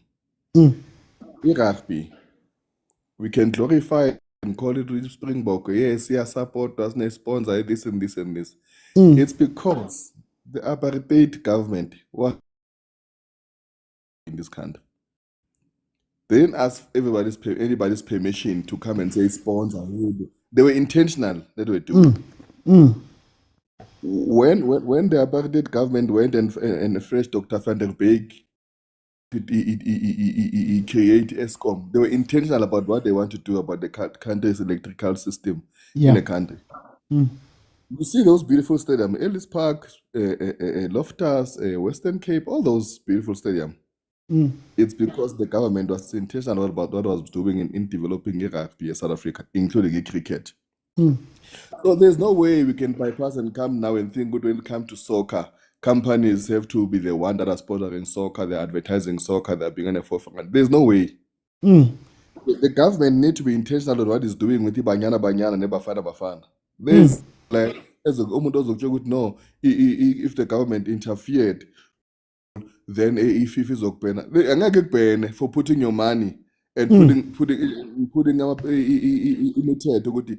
I want you, the Jordaan Milford, to spend this money on under 17, under this is what you need to do. We are not saying then Jordaan must move. We are putting it for you to make sure with Banyana Banyana. We are a third world country. We are not a first world country. So we are not developing such a way by good our Banyana Banyana can be in the States, say USA or Belgium or any European women's football. There's no way. Yeah. Because it's sometimes we are honest when we discuss other issues. Some other issues that are still affected by Banyana Banyana in our country and cultures. Yeah. Whereby we've got some provinces and people in other provinces and cultural activities that they didn't want our women to play football. That's why even now you see in a state whereby you go to Qatar, or you go to these Arab countries, the football is not where it's supposed to be because religiously and other cultural activities are preventing women to do that. But before you start, you need to make sure the ground is fertile for each and everyone. Put in money. It's a start. If you fail, it's okay. Put in money and be intentional about making sure the women football is developed. Start from grassroots. You start from where does we start from under 8, under 10, under 12, under 16. That's development. Up until we cannot say now in our area with the football supposed to be. No. But in 2030 or 2027, we are no longer there. Football can be developed if the proper structures has been put in place by your government. So Mina velile. We expect the company just to sponsor so many things. No, we need to be intentional about what we are doing in terms of development of soccer, especially women. Yes, Mina velile. My problem that I have with these discussions, I hear what you're saying, and that's a big cultural thing. Mina nkaluluguti. Some of the things that you do don't have to cost money. You know what I mean? Like some of the things don't have to be these huge things. PSL, for example, we've had these conversations as well about the teams, where it's like some of the things that you do to build are not things that have to be money up front. So, for example, I come from Springs, a Tema, right? There's no reason why I should have seen Kaizer Chiefs live playing Ajax Cape Town, for example. But that gives you some of the work that is done to say, no, masbatate singene kasi nje in the middle of nowhere and teach them how to love these teams. You know why when you saw the Kaizer Chiefs by that time Guatemala doing that? Because their sponsors, Prime Media, was intentional about making sure the Kaizer Chiefs is out there. Exactly. So and they were sponsors and shareholders of the team. They made sure they were intentional about that. And even besides the money, here's my thing. I mean, I look at the PSL and I say, when you sign a TV deal with Sky or BT or whoever's running English Premiership right now, in the contract, back Forster, Uguti, outside of the matches, you're going to carry this of ours, you're going to show these shows of ours, you're going to do this, you're going to do that, to make sure Uguti Leonto is as accessible to everyone. I mean, I believe the only reason why eFootball was so big back in the day was because of the fact that we only had SABC 1. Yes. You know what I mean? We only had SABC 1. You couldn't go to social media. You couldn't do. All of us were given one message. TV1. And the Leo message came through full. And now the teams today are not using the resources they have. Guys, you're telling me that I can't go live at Jimin as Chippa United. I can't shoot. I'm a TikTok as Makesi at Jimin. Just guys, 10 minutes. Hey, who do you think is the best player in the country? You can't do those things, Guti, to make sure that you're on people's faces all the time. These things are not by. I think we sometimes we feel as though lezo zinto, it's by chance, which is enzakale. I love what you're saying, which is intentional. It's intentional that when it's Springbok time, you can't go anywhere. Ungawabona Springbok. Yes. But we can't do that for CAF Champions League final, like Sundowns, the Ahly. Yeah, but I'm saying, but when it comes to Springbok, that's what I'm saying. That thing has been building for a longest time and for a longest period. But it's on purpose. Tinasna purpose. Yes. That's why I'm saying, man, I'm not arguing with you.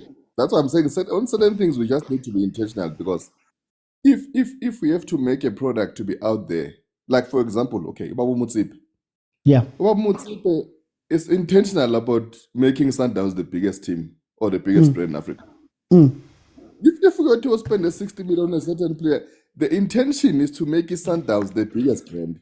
It cost Buye, it doesn't matter. That's why he's even able to make sure he even sponsors those lower league, whether Motsepe Foundation League, Motsepe, but he's intentional about development. Besides, he's a businessman, a billionaire. You can count him, folks, he's a third biggest what Richard. He doesn't care about that. But he's intentional about what he's doing. And such as might be painful to Abanye, but that's what is needed. Yeah. You see, because now, let's say, Gusafa. What's the duties your CEO, your SAFA, and the president of SAFA? Tell me, what's the difference? What's the duties? No. Here's the question you must ask. No, wait. What's the difference right now between the COO of SAFA and the CEO of SAFA? Who's got that position? Anyway, no, there's no difference. They're meant to be leaders. You see, it sometimes not about development, it's about who's supposed to be there and who's benefiting. Because now, if you are telling me, now we know Grace Card McTomwood is a president. I thought we talk as a president. Okay, president will be chairing the board. He'll be there, maybe quarterly the meeting, and also get feedback from his others. But the way presidents, like the CEOs, like company, like his business. Whether it's this meeting, he's the one who's representing the movie. What's the CEO's duty? And the CEO are earning a lot of money. So that's why I get to know. I was konaga. And if it's not even done or been started by now, come after 10 years, we're still going to talk about the same thing. Yeah. Because if we're intentional about this thing, we make sure with our state-owned companies, the dividend that they claimed is coming to development. There's no way if you'll find I know my look traveler to another country to play the tournament. Really? You've got SAA. Yeah. You've got SAA. What is SAA? But if they say a team, I know my travel. Come on, as is, we have to look at ourselves. If you don't see that, that's why sometimes we don't have infrastructure. Sometimes we try to get this in a corner. But when we say you want land, I say food. For time over a champion. I wasn't expecting to have this conversation, but for time over a champion. Update: Kaizer Chiefs is losing 2-1 to Vitesse. Hayibo baba. Namanje usaqasulwe lento okudliwa kwaKaizer. Hayi ngeke baba kuzomele uye kwi-support case. Awuzwanga? Cha phela ngithi baba kuzomele uye kwi-support case. Bengizokucasula kanjena. Let me bring in Wesh. Wesh, welcome to the show.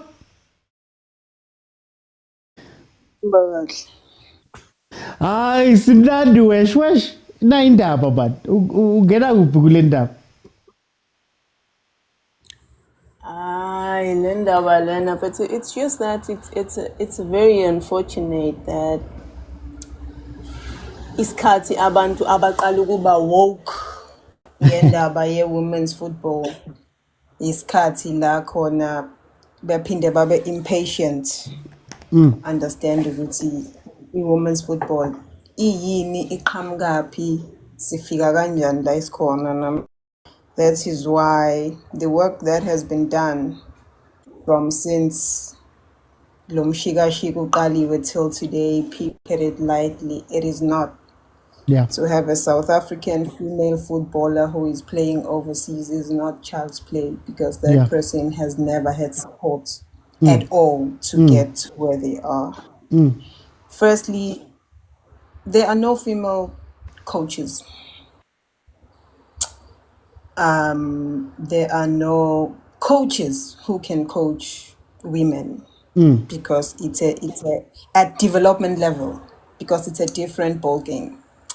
So that's why you find out that we are just different people, because one player played with the boys somewhere Soweto or somewhere, nomunye udlale somewhere at Durban na bafana. Then at 16, sengathi khona into ekhona lana awuzela. That is not development. Those are just different people. Asebezohlangana bayodlala like under 17 national team. So the structure is just not there. And the talent, the talent is there, out there, but it's not a lot of people who can actually play. So that is why supposedly ukumanager ibhola besifazane kumele ngabe kulula. But it's not like you have a vast pool to choose from. Do you understand? So kumele ngabe yakwazeka ukuthi ubuke umuntu somewhere eLimpopo uthi that is great talent, asimthathe simsondeze. You understand? But obviously that is not happening. So abekho coach abakwazi ukucoacha abantu besifazane grassroots level. Wonke umuntu ola ekhona namhlanje uziphandele wafukuza ukufika la ekhona, you know. Le bhola khumbula linamali. Abantu besifazane are the cheapest people you could ever find, because all those girls are not getting paid. All those girls you see playing, ngengibali mamelodi Sundowns, ngengibali TX Galaxy, because probably khona ma stipends, but that is not even salary, you know. So all those girls, kuwo wonke lawa ma team, are not getting paid, but they are still there playing. So that should tell you something about how much these girls wanted, not getting paid. You need to go to work. Ubuya emsebenzini on a Friday, ungene ebhasini elihamba lisuka eDurban liye eLimpopo liyodlala on Sunday. Nifike 3 hours before the game and you have to figure out ukuthi ukudla ukuzobuyaphi. You know, so all of those kids are just not getting paid. So anything is structure ekhuluma about football South Africa njengamanje, especially for women, iyatekateka. Kuzanyiwe ukufika la ekhona manje, but kuyatekateka, and whoever is out there doing it, playing, doing this and that, abantu baphandile to get to where they are. That's one. Secondly, let's make it about football. Look at the Japanese team. Look at those girls. If you have watched those girls, oh my God. I don't know. What do you want? I would say, team message Japan, and you fell in love with them, because it is about football. Africans want to sexualize the sport. You want to see Donnelly because Donnelly look like a woman, is feminine presenting, she has got this and that. You want to sexualize her. we cannot not make it about the sport. Because sizoyimisa iplot masizongafuni ukuyenza about the sport. Under 17. Can I ask you though, Wesh? Yeah. Can we separate those things? Because I feel like sometimes, in terms of Mina, what I always advocate for is that I feel as though a lot of the time we make it seem as though the sport is what makes people want to come watch. But in truth, there's only a couple of people that are really watching out of pure sport, whatever. But the others are there for different things. And I feel like... Let us not have this sport then, if that's No. But hear what I'm saying, where I'm getting to, besides the sexual, I'm not talking about the sexualizing. But what I'm saying is that when we separate it, I want to say, I don't want to see Banyana Banyana as a women's team. I think it's by time that Banyana Banyana needs to be marketed as a national team that is winning. Because a lot of what we watch of football and things like that, what I was speaking to Usinja about, most of the time we don't care about the actual sport of the thing. It's just sometimes the feeling that we can give. And I feel sometimes in African sport in general, we focus a lot on the sport, which you should, but we forget that money comes because you can inspire a feeling. So if I can convince people that Mamelodi Sundowns ladies winning 2 Champions Leagues is very important, and maybe I can get somebody to buy a jersey because of that, now I've done something for them. And I also don't like the conversations about women's football a lot of the time, because we make it seem as though the men's side, especially in the country, is so much better. And the truth is that it's not that much better on the other side. We are asking Banyana Banyana to fill up stadiums, but we can't fill up stadiums in the PSL. If that makes sense. And we hide behind these things. What I would love to tell you, OT, is that obviously people that are being urged right now to come and watch more of sports, more of these women understand the game. Because, I understand that we can bring all the ladies and say, hey, ladies, come and watch. But it's all nice to be watched by somebody who understands the game, who see the vision. So that you can have those conversations. So OT, no mama wake can come to a grounding, because OT uyobugang, and I understand that mama is just there to support. We all know that women in sports are just, women are into reality TV, reality what, Chris Brown this, Chris Brown that, and that's understandable, But now if we are talking about sport, because even those nations, Lawa and Abanga Uguti, I'm in the USA. It's the same debate. Women should not be paid what they are supposed to be paid. Because men feel like women do not deserve that. Men also feel like they're not going to support people who are gays and lesbian. And it's a conversation that you cannot shy away from, because it's there. And also, those women in the US, they can still go get a husband, get married, akwazi umuntu ukuqhubeka enza abantwana, aphinde abe ne-courtesy of coming back azodlala ibhola without being judged. Umdlali wase-South Africa today, if Donnelly could get pregnant, nizothi ayivele laba bayadliwa kufanele enze njena. That is the fact. Nizothi awuvele umuntu oney'ngane embili ben expecting. We don't have that. I don't know ukuthi labantu esifuna basupporte bafunani. People live a certain lifestyle. It's wrong. They live a certain wrong. It's not gonna happen. If you want to look at it in a sexual way, you want to sexualize people, you want to tap this, have girlfriends, have these, it's not going to work, because ngeke nikuthole lokho. So the thing is, let's make it about football. ukuze uma ku-about football ibhola lizokhulumi loma ngoba uma nifuna abantu babe yilento enifuna babe yiyona angeke nikuthole lo because people are not going to sacrifice their lifestyles, their sexualities for ukuthi nizobabuka egroundini khona nizobabiza ngomabhebeza. It's not going to work. Let's put it straight up. You see, but for me, I think the conversation I'm having is not necessarily the sexualization conversation. But what I'm saying is that I think sometimes we focus so much on the football that we forget that in order for you to get to the monies that we want to get to and the things like that, we have to be able to make casual fans care. So I'll use an example of basketball. I knew about Michael Jordan before I knew what basketball was. I knew about Michael Jordan before I knew what a slam dunk was. I remember Spooky Space Jam. They took Michael Jordan, they put him with the Looney Tunes. It was something that we understood, it's something we didn't understand. That movie sells out around the world. Now all of a sudden, there's Chicago Bulls jerseys all over the world. And when there's Chicago Bulls jerseys all over the world, the Chicago Bulls or the NBA is making money from that, from people who don't know about basketball. So I feel like my big thing is that the problem, and I'm going to be frank about this, the problem is that we always look at our sports as sort of like a charity lens.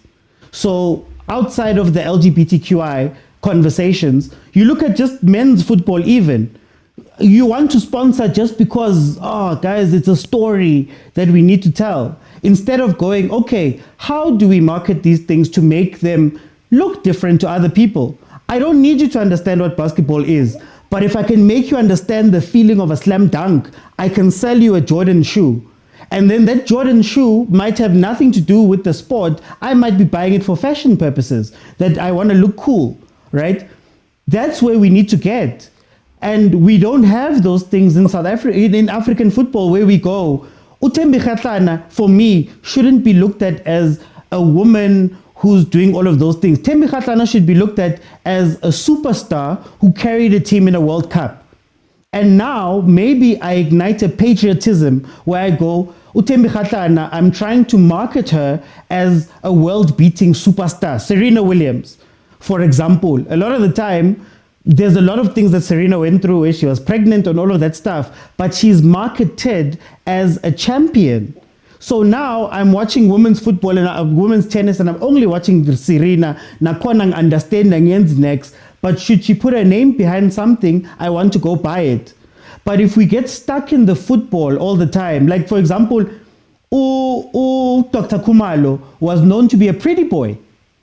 Women were coming to come watch because if he's a pretty boy, he's cute. Abo Kaizer Junior, Abo Kaizer Mtaung were known as the glamour boys. My father used to tell me about how they used to wear flare pants and bashama afro, and the woman would be going crazy, and they spun that into a whole identity that is Kaizer Chiefs. Now we look at it as football, but we forget that those guys were doing a ton of different things to try and sell. So, Minangiti, that's what we're missing these days in our sports, that we don't have the storylines. And where Abo Europe kill us all the time. I watch Lily James because Lily James is Rhys James's sister. They have a story about how they both play for Chelsea. I may not care about Chelsea women, but I might find myself watching the Euros. Nango Prastomi says he was watching the Euros because of some of those stories. Some of them, we watch them, Midem as my favorite women's player. She's the GOAT.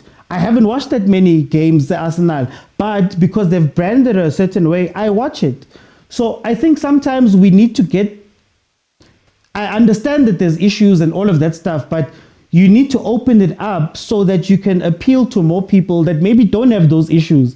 Maybe there's guys and women who really love watching football in Kenya and they'd really enjoy watching Mamelodi Sundowns, but because we are so focused on the 100 guys that are going to come to a game and say slurs, we are so focused on trying to convince them that we forget about everybody else who may want to watch. You get what I mean? I think that's my thing. Let me tell you. One thing that needs to happen is to work on the football part so that nobody talks about anything else. Let me tell you, that's the honest truth. Spain because of the football part. If we work on the football parts, nobody cares about anything else that's happening outside. But if the football part is not also nice, it makes people maybe not, because even within the national team, in the national team, we are told, one national team, nobody want to sponsor women that do not look like women. Yeah. Basifaka makeup. Bakwenza zonke lezi zinto so that you look the sex sells kind of way. And that thing is also chasing people away from wanting to play this love. But if we make it about ukudlala ibola, look at that Japanese team. Nobody look at those girls and I feel saying that, oh my God, maybe Shaya one because the football is so great. But forget about the check, Wesh. What I'm saying is nobody cares about the Japanese team because we have not put a narrative around them, and it doesn't have to be sexual. So who's the star of that team? So when you have that star, how do we make sure that somebody who maybe doesn't care about Japanese football sees the star of that team and then goes to watch? So for example, I used the example of Henry. I knew about Henry at a time when I couldn't watch Arsenal. But I'm an Arsenal fan right now because there was a story around Henry that I connected with, and then I connected to Arsenal. Now I'm taking chase. So if we focus on just the football, it's great, it's beautiful. Mara, if we can also take some of those things and put stories around them and build brands and build marketing, now that Japanese team may be the greatest football playing team, and the people who want to watch the football will watch the football. But then you open yourself up to another crowd who maybe don't care about the football, but they're like, yes, that is the greatest Japanese player, women's player ever. Like Marta. Most people don't even know Guti Brazil, Abo Daniel and all of those guys. We didn't know about them. But we knew about Marta, and that made us want to go watch the Brazilian team. The football people knew. But if now you want to make money, you have to make sure that George, who's sitting at home, I'm like, yo, Marta's the best ever. I want to go watch Brazil. Maybe I'll buy a jersey. That's what I'm saying. I need to Guti. We have to sexualize them. I'm not even saying that we have to ignore the football. I'm just saying that you've got a Tembi Khatana who's won a WAFCON, but there's no stories about Tembi Khatana winning the WAFCON. You get what I mean? So now, if I'm a rugby fan, some people like Siya Kolisi because there's a story about he's a black captain of the Springboks. And rugby was smart enough to say, we're taking the black captain of the Springboks, we're putting him in the press conferences, we're putting him in the photos, so that there's some black people who don't care about rugby who are going to see him and say, yeah, I want to go watch rugby now, I'm going to go buy a jersey. But we don't do those things for football. And if we're asking women's football to win, how much more winning can Banyana do? How much more winning? Nah, Babane WAFCON. Winning didn't bring anybody to come watch them. No, but they went to the World Cup. They were for football people, they're one of the most important, teams in football when you speak to footballing people. But it doesn't matter. Nobody else cares. And I think those are the things that we need to look at also to say, Mara guys, Ibanyani winile. What more must they do? You get what I mean, Wesh? That's what I'm talking about. Mina, I'm not about sexualizing and all of that stuff. It's just about marketing. If that makes sense, for imali, if it's for imali. Ngiyakuza, but one thing I will tell you too, nobody cares about those stories. Nobody cares about those stories. If our football, if we could invest more into our football development, just taking this entire thing serious, ungadlali nge-Sundowns kuphela, the Sundowns a competition within the league, then masisifika kubantu aba more competitive. Say go out of depth because you have 8 players from Mamelodi Sundowns and you know all these things can have more sifage more in developing just ukuthi lo tennis kube tennis obukekayo. People are gonna come and watch, I promise you, because all the stories of a girl that has got a wife, people don't want that, but they're gonna go and watch. I don't care about that story.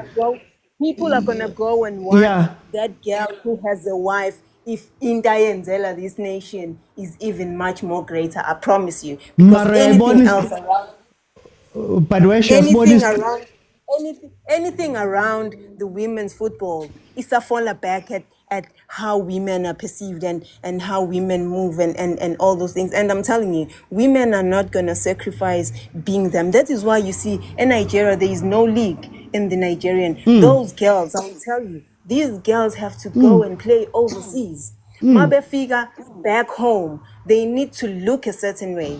They need to dress a certain way because culturally they cannot be who they are within their country. Mabe pu mabe angaphandle, they are able to be free and live their lives and But date you see, whoever.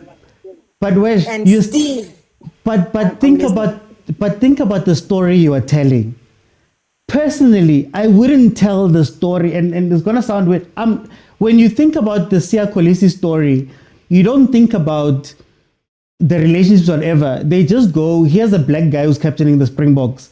And that is relatable in that white people can go, oh no, look at how far the country's come because we've got a black captain. Look at that. But if you were to make it about the political struggles that Sia Kolisi's Goko faced, that's a story that maybe doesn't resonate. That's why I wouldn't want to make it about the LGBTQI plus stuff, which is great. It's a great story. Mara, if you want a relatable story, you make it about the patriotism. So that's where all of the other guys kill us, right? They're not making it about how great LeBron is. They're just telling us that LeBron is the king. He's the best basketball player. And all of us gravitate towards that. Sia is the captain, is the black captain of the best Springboks team. Nothing else to do with anything else. Now you can make money. And if you want to make money, guys, you have to be serious. Well, let me bring in DK. DK? Dumelang and the panel and everyone in the comment section. How are you, DK? I'm doing very well, and how are you? I'm good, thanks.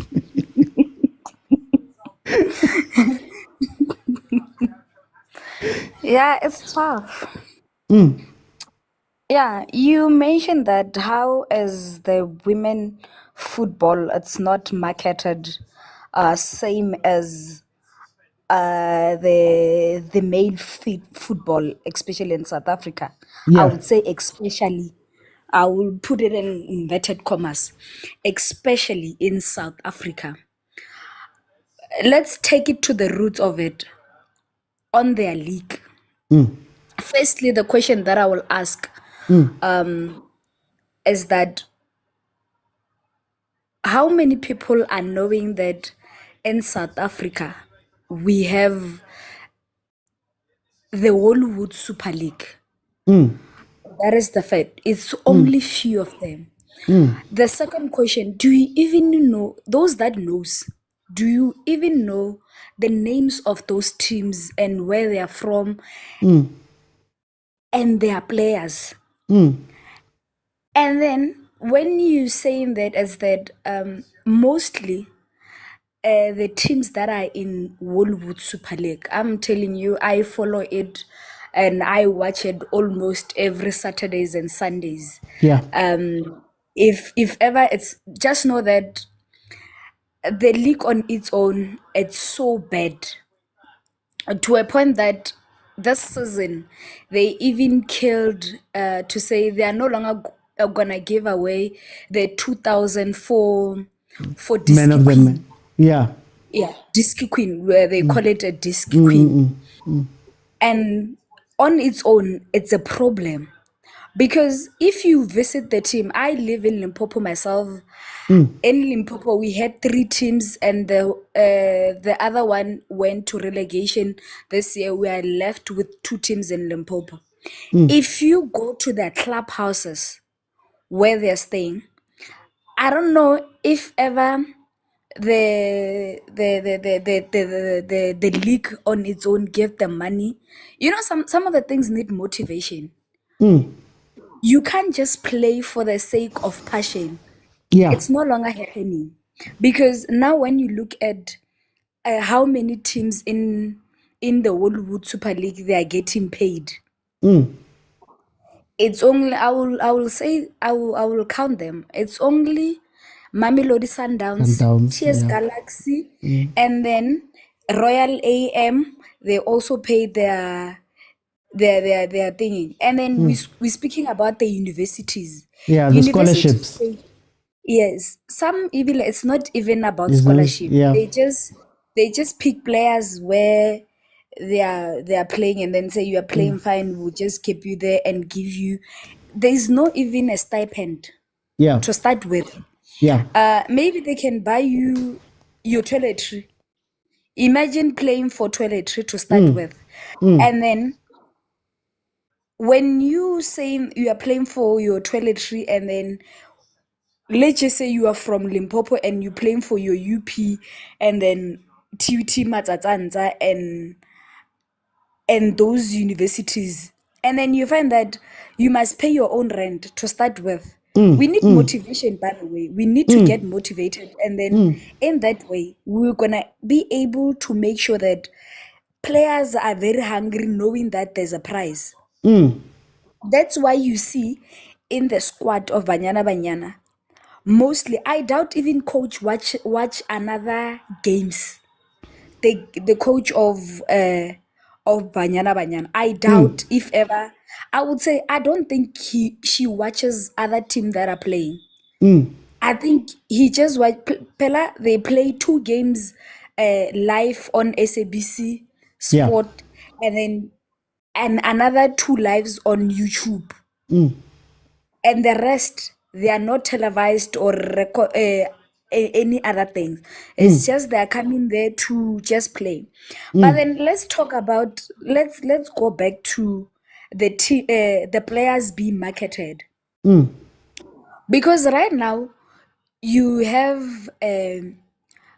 Mamelodi Sundowns players, and then we have. I will give example about the teams that are in Limpopo, because I know how struggling they are. You get a player from First Touch Ladies or Copper Belt Ladies, and then from this 3 teams, they're different, right?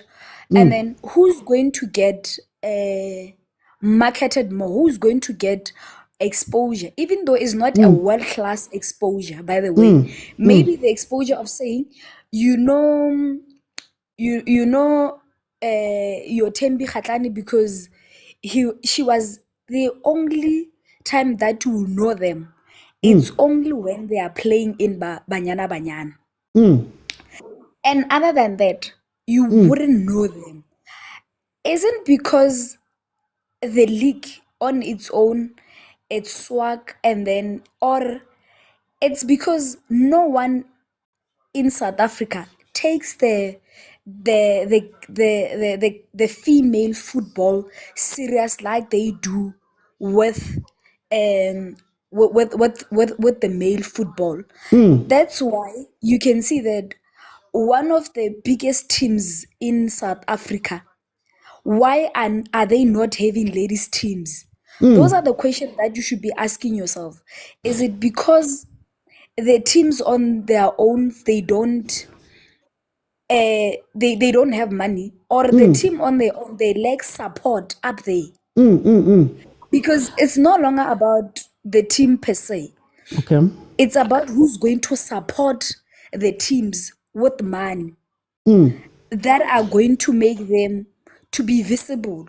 You can't be visible if ever you feel not being appreciated also, and then there's nothing that is coming your way. Sometimes you did your part as a player, and then you played very well, but then who's coming to you?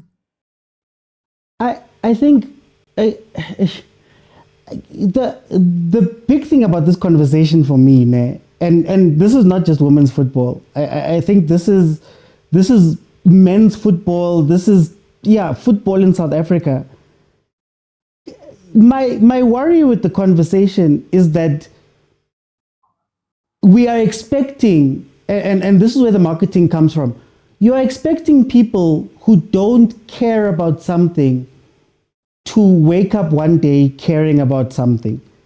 So my worry, my question, or my part is this: Hollywood Bets sponsors the Hollywood Bets Super League. Now, I look at Hollywood Bets and I look at SAFA and I say, it's on SABC1, it's at 3 o'clock, let's say, on a Saturday. One of the problems is that already, as somebody who likes football, I'm on channel 202 watching the PSL. So already there's a hurdle, number one. Yeah. I have to leave my Chiefs to go watch this on my own for no reason. I must just wake up on a Saturday and decide that I'm going to go that side. That's number one, hurdle number one. Hurdle number two, I don't even know about the Hollywood Bets. So whenever I look at this question, I look at Hollywood Bets and SAFA and I say, if you want George to watch Hollywood Bets, if at the very least there's no information that you're giving me about Hollywood Bets, how am I supposed to know where to go? How am I supposed to know about Copper Belt? How am I supposed to do all of those things? I sat with Steph. Steph talks football. She's one of the people that covers the women's game. Herself, she was complaining the one day, Guti, I can't even find a table. Results. Guti, guys, this weekend, these guys won, these guys did this, these guys did this. And the reason why I always draw a parallel with rugby and the EPL and all of those things, I don't have to go look for those things. I don't have to get up by myself and figure that I want to watch women's football and then go and look for it. They come to me. And I'll give you an example of Amatags. Amatags knows that when they're selling the programs and HPC and all of those things, what they do is they take Wendy and they put her on the side of the bus. And then when they go sell it, they go, hey guys, we've got the rugby, we've got the football, here's the woman, here's the star of our program. Yeah. Put money towards this. We are telling you why she's important. But what's happening now with women's football for me is that with women's football and even men's football, I don't know why it's important. I asked the same question about Abo Makesi. Okay, Makesi, you want me to go fill out a stadium. Why am I going to go fill out a stadium? What am I going to go do there outside of the football that I can watch on TV? Why am I going there? And a lot of these things, again, we take for granted how much work is done in the background. For example, stadiums in England are not filled because people love English football. They're filled because there's a blackout. It's very hard to watch English football. So if you can't watch it, you go to the stadium. Now we on the outside look at it and we think that these people wake up and they love the football. Sometimes you need a hero. Boitumelo Rabale should be everywhere right now to sell Hollywood Bets as a league. Because let's be honest, most of the leagues that we love in the world, we don't watch all the games. We don't care about most of the teams but if they can sell the top guys, then that money trickles down to everywhere else. So if I can sell Beth Mead and Lucy Bronze, and I can sell Megan Rapinoe, and I can sell Hope Solo, and I can sell those guys, what then happens is that those eyes then come towards this, and now we can maybe generate money. Mara, it's not going to start from a company feeling sorry to want to go and invest. It has to start from then, okay, Hollywood Bets, you signed a deal with SABC1. Is SABC1 showing you the highlights of Hollywood Bets in between Skim Sam? You know what I mean? Or are we seeing the top 10 goals of the Hollywood Bets to get excited? Yes, sis. Look at the goals that they're scoring, Hollywood Bets. Maybe I might want to go watch it on the Saturday. Are they showing us the champions of Hollywood Bets, Mamelodi Sundowns, who just so happen to also be 2-time Champions League winners? Go and watch them. Or this is why you must watch them. We don't do that in football. Then we wonder why we don't sell things. I wear a Chicago Bulls jersey, not because I know what Michael Jordan was doing for 82 games. I wear it because I saw a slam dunk. But I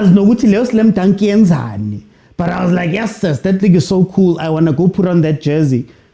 I know it sounds stupid, but those are the things that bring us together. Those are the things. Maybe we should see more Hollywood Bets players showing up in the PSL. maybe Supersport before games, instead of showing us Sia Kolisi, show us what's happening at UWC. Why is Coach Tina so sought after about Coach Dunga, about Coach Mod? Spin the stories the same way that you spin the stories about Arteta. The same way you spin the stories, you get what I mean? That's what we gravitate towards. But if we think that companies are going to wake up one day and just sponsor, even me, I know as a content creator right now, I could have the best content in the world. But if I don't tweak it sometimes so that I can get more people to watch and I can go sell that, I'm not going to go anywhere. You get what I mean? There's plenty of people. Malume Kutsa has been here since day one. There was days where there was no one watching, 7 people watching. I had to learn how to, okay, hey, wait a king, I don't want to talk about this, but maybe I need to hook like this so I can get more people to watch. And when I get more people to watch, I can then go to a brand and say, brand X, I had 100,000 views on this video. Let me do a video for you. But if I'm not doing those things and I go to brand X and I've got 7 views, they're going to look at me and say, guy, why am I going to give you money? You haven't done anything. You're not showing us anything. And we run our sports off of charity instead of saying, hi guys, what can we do? You know? But also, you know what's the thing? It's just that I don't know if ever, let's just say you alone, you started this platform and then you're putting in the work. You already there. You have done something. Now, let's just say you knock. You can't just knock everywhere. But then your work should actually speak for yourself and then attract sponsors that are relevant to your work. But imagine if ever those players, they are putting on more work, they are done that on their own. Can they approach Puma to say, Puma, sponsor me? You know, when you start to be sponsors by certain brands, it means now you are going to be a cover of something. When we get to Puma, we will see a Tambazwani, we will see a player from Hollywood, we will see they being there on their thingy. Ne? Now we gotta ask ourselves to say, who is this one? And then we become to say, oh, this play, what, and then now you're gonna find out what is happening. But then it's not happening in the women's football. Even though you say No, go on, sorry. Okay, it doesn't happen in women's football. No one approaches them, no one knows them. And it's not because those people they are playing and they are playing beautiful football. That's why sometimes you find that when the squad is out for Banyana Banyana, you question yourself. But Mama, it's not better than Mama. But then those might sound like squabbles. And then when we speak in football, we don't want squabbles. We just want to say we know what the coach is doing and it's fine. But then let them find those you already they're suppressed by whatever the system that is there. But then why don't you give them a chance? Like at Banyana Banyana, give them a chance. They are good. There's no way that they're not. But then give them a chance there. Because now they can't be in a situation where you be like, they will play. Okay. Do you know what my thing is? I'm putting it like this. What's sad about me is that Banyana Banyana has the trophy, guys. They've done the work. There's been the trials and tribulations. They have the trophy. Mara bashotaka mutu who can just take that trophy and then turn it into money by way of saying to the brands and whatever, this is what the storyline is. They've done the work. You get what I mean? I'm fighting for that this is not. There was an argument where people are saying Banyana Banyana is just not good. Now Banyana Banyana could be the start of then people taking all of the women's football serious. Like for example, what CAF is doing right now, we're going to start the CAF Champions League, Women's Champions League. It's not going to make money now. But what we're going to do is we're going to struggle a little bit. And once it's polished, we're going to sell it. Nobody's selling. Nobody's selling the women's game. And that's what's, and again, it's not just women's football, it's football in general. Nobody's selling the women's game to say, guys, they've got the trophy. Whereas The moment the Springboks win a trophy, somebody comes in and goes, this is the storyline.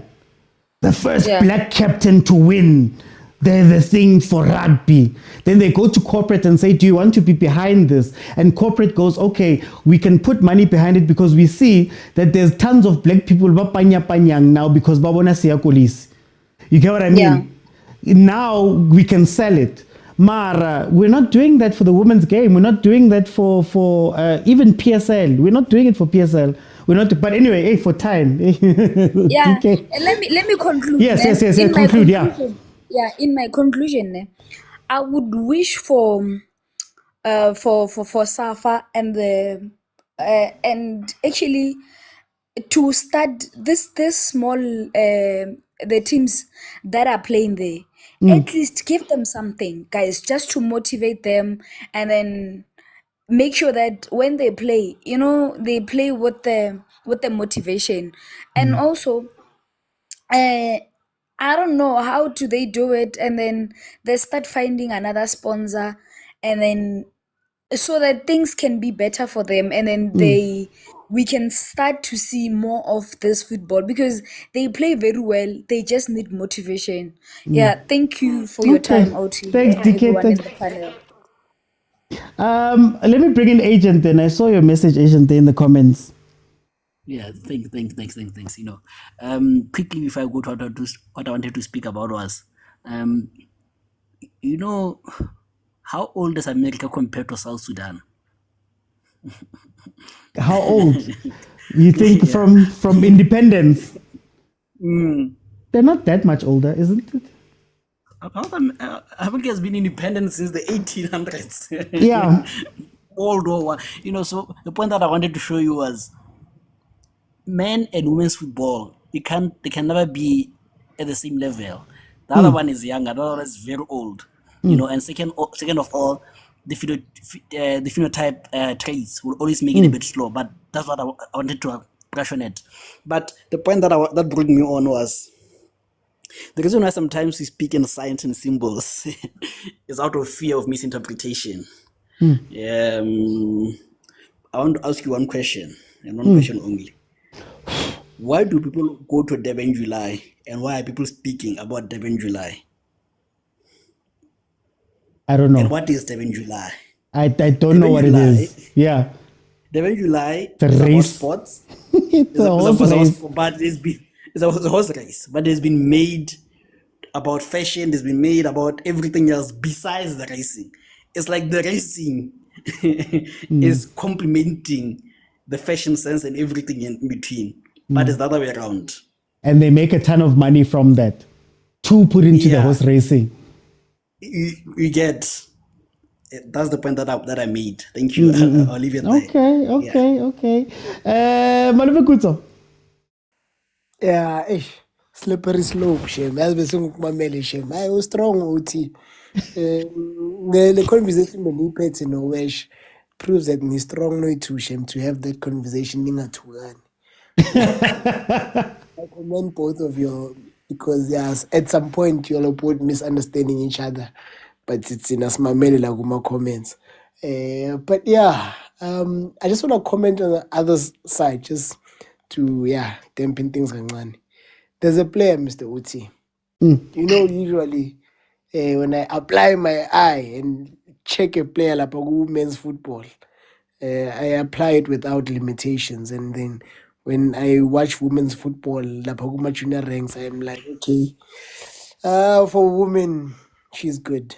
But Cornelius, Mr. OT, captain is a national team, I think under 17 or something. Yeah. Sundowns, Mr. OT.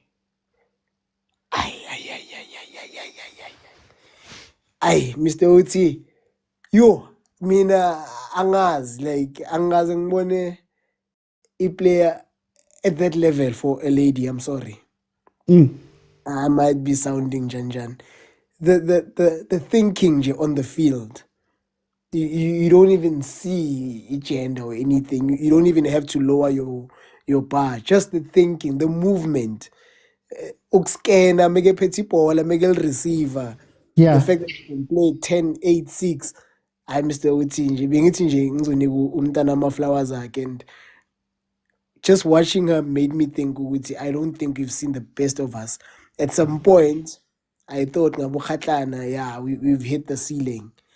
But watching Loya Mtana play, just how she moves nje around the pitch, and just to commend also Mamelodi Sundowns, I like the fact that they pair their junior teams with like senior players.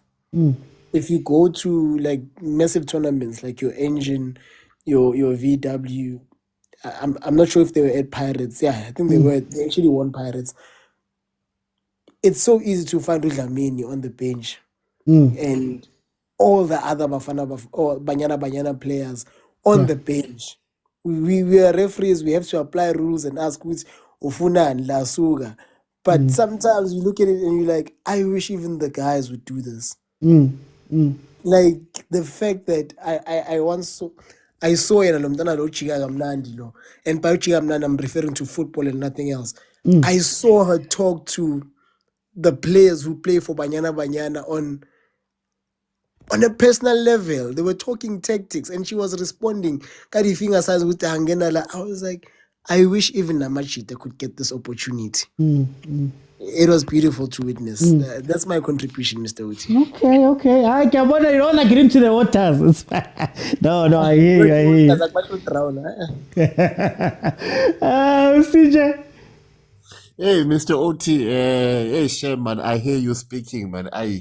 Hey, man, I feel sorry for you, my man. Hey, man, you've been through a lot, man. Sancho, you grew up without Mnet. So you didn't see Mr. Oti. Open time, Baba, open time. 5 o'clock to 7. 5 o'clock to 7. Wow. So you didn't get the chance to see Michael Schumacher and all those things. Yeah, Mr. Oti. I'm very sorry. How did you make it? You made it, Jake. SAPC 1, SAPC 2, SAPC 3. Yeah, no. So good to an ETV came along. That's ETV. Then ETV used to give us So you finally understood. Then ETV gave us delayed Champions League, 10:15. Yes. Wow, Mr. Oti. I'm sorry, Mr. Oti. You know what, Mr. Oti? Here's the thing that I think maybe is I find problematic, you know? Yeah. And I was saying this even, we were having a conversation with my elder brother.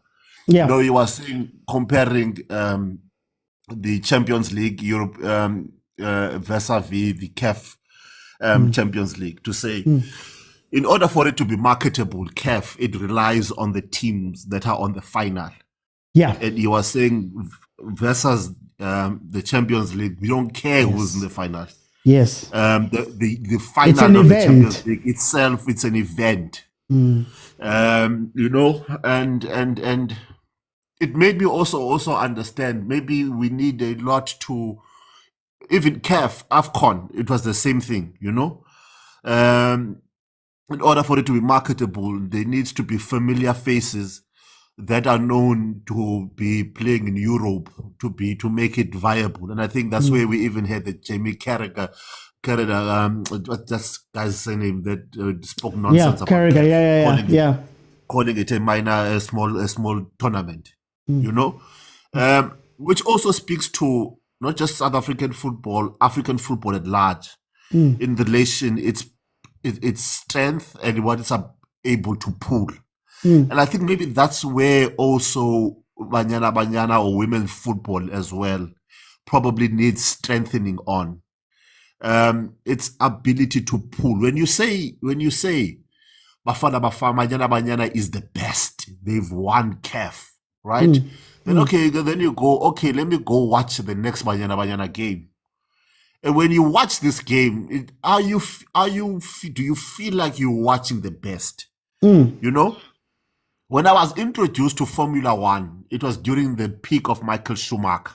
You know, when I went to go watch Michael Schumacher race, I was like, okay, this is a talk about this guy, that he's the best. Yeah. And when I watched him, I was like, okay, now I see why he's the best. And I've watched Formula One ever since. When I was introduced to Michael, to Tiger Woods, there was like, this guy is the best.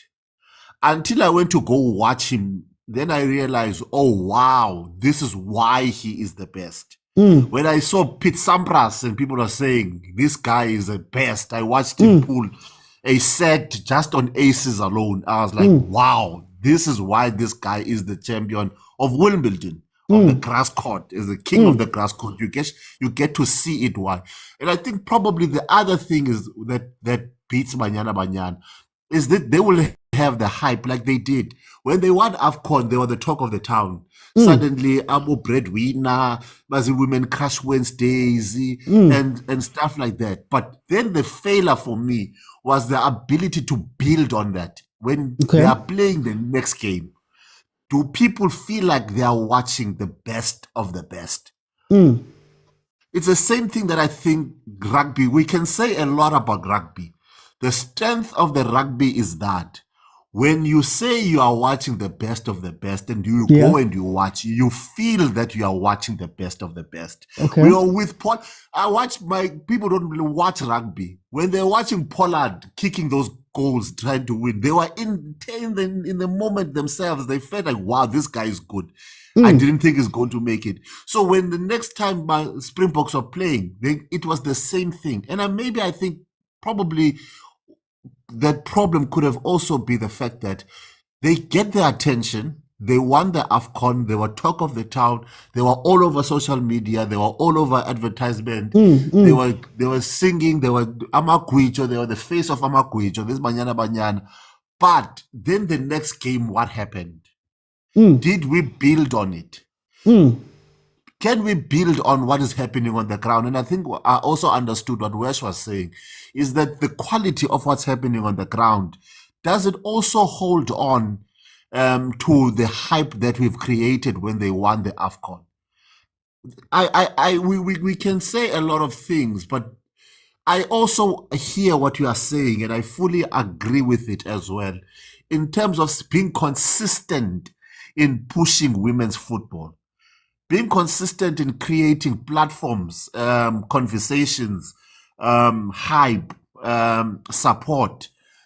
That's probably something is that what we are failing as well in terms of failing the women's football and South African football in general. Let's talk about Sundowns. They won the league. How many times have we seen them?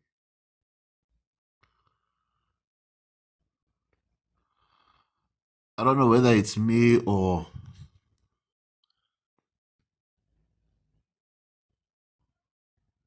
is there something happened? Am I still audible?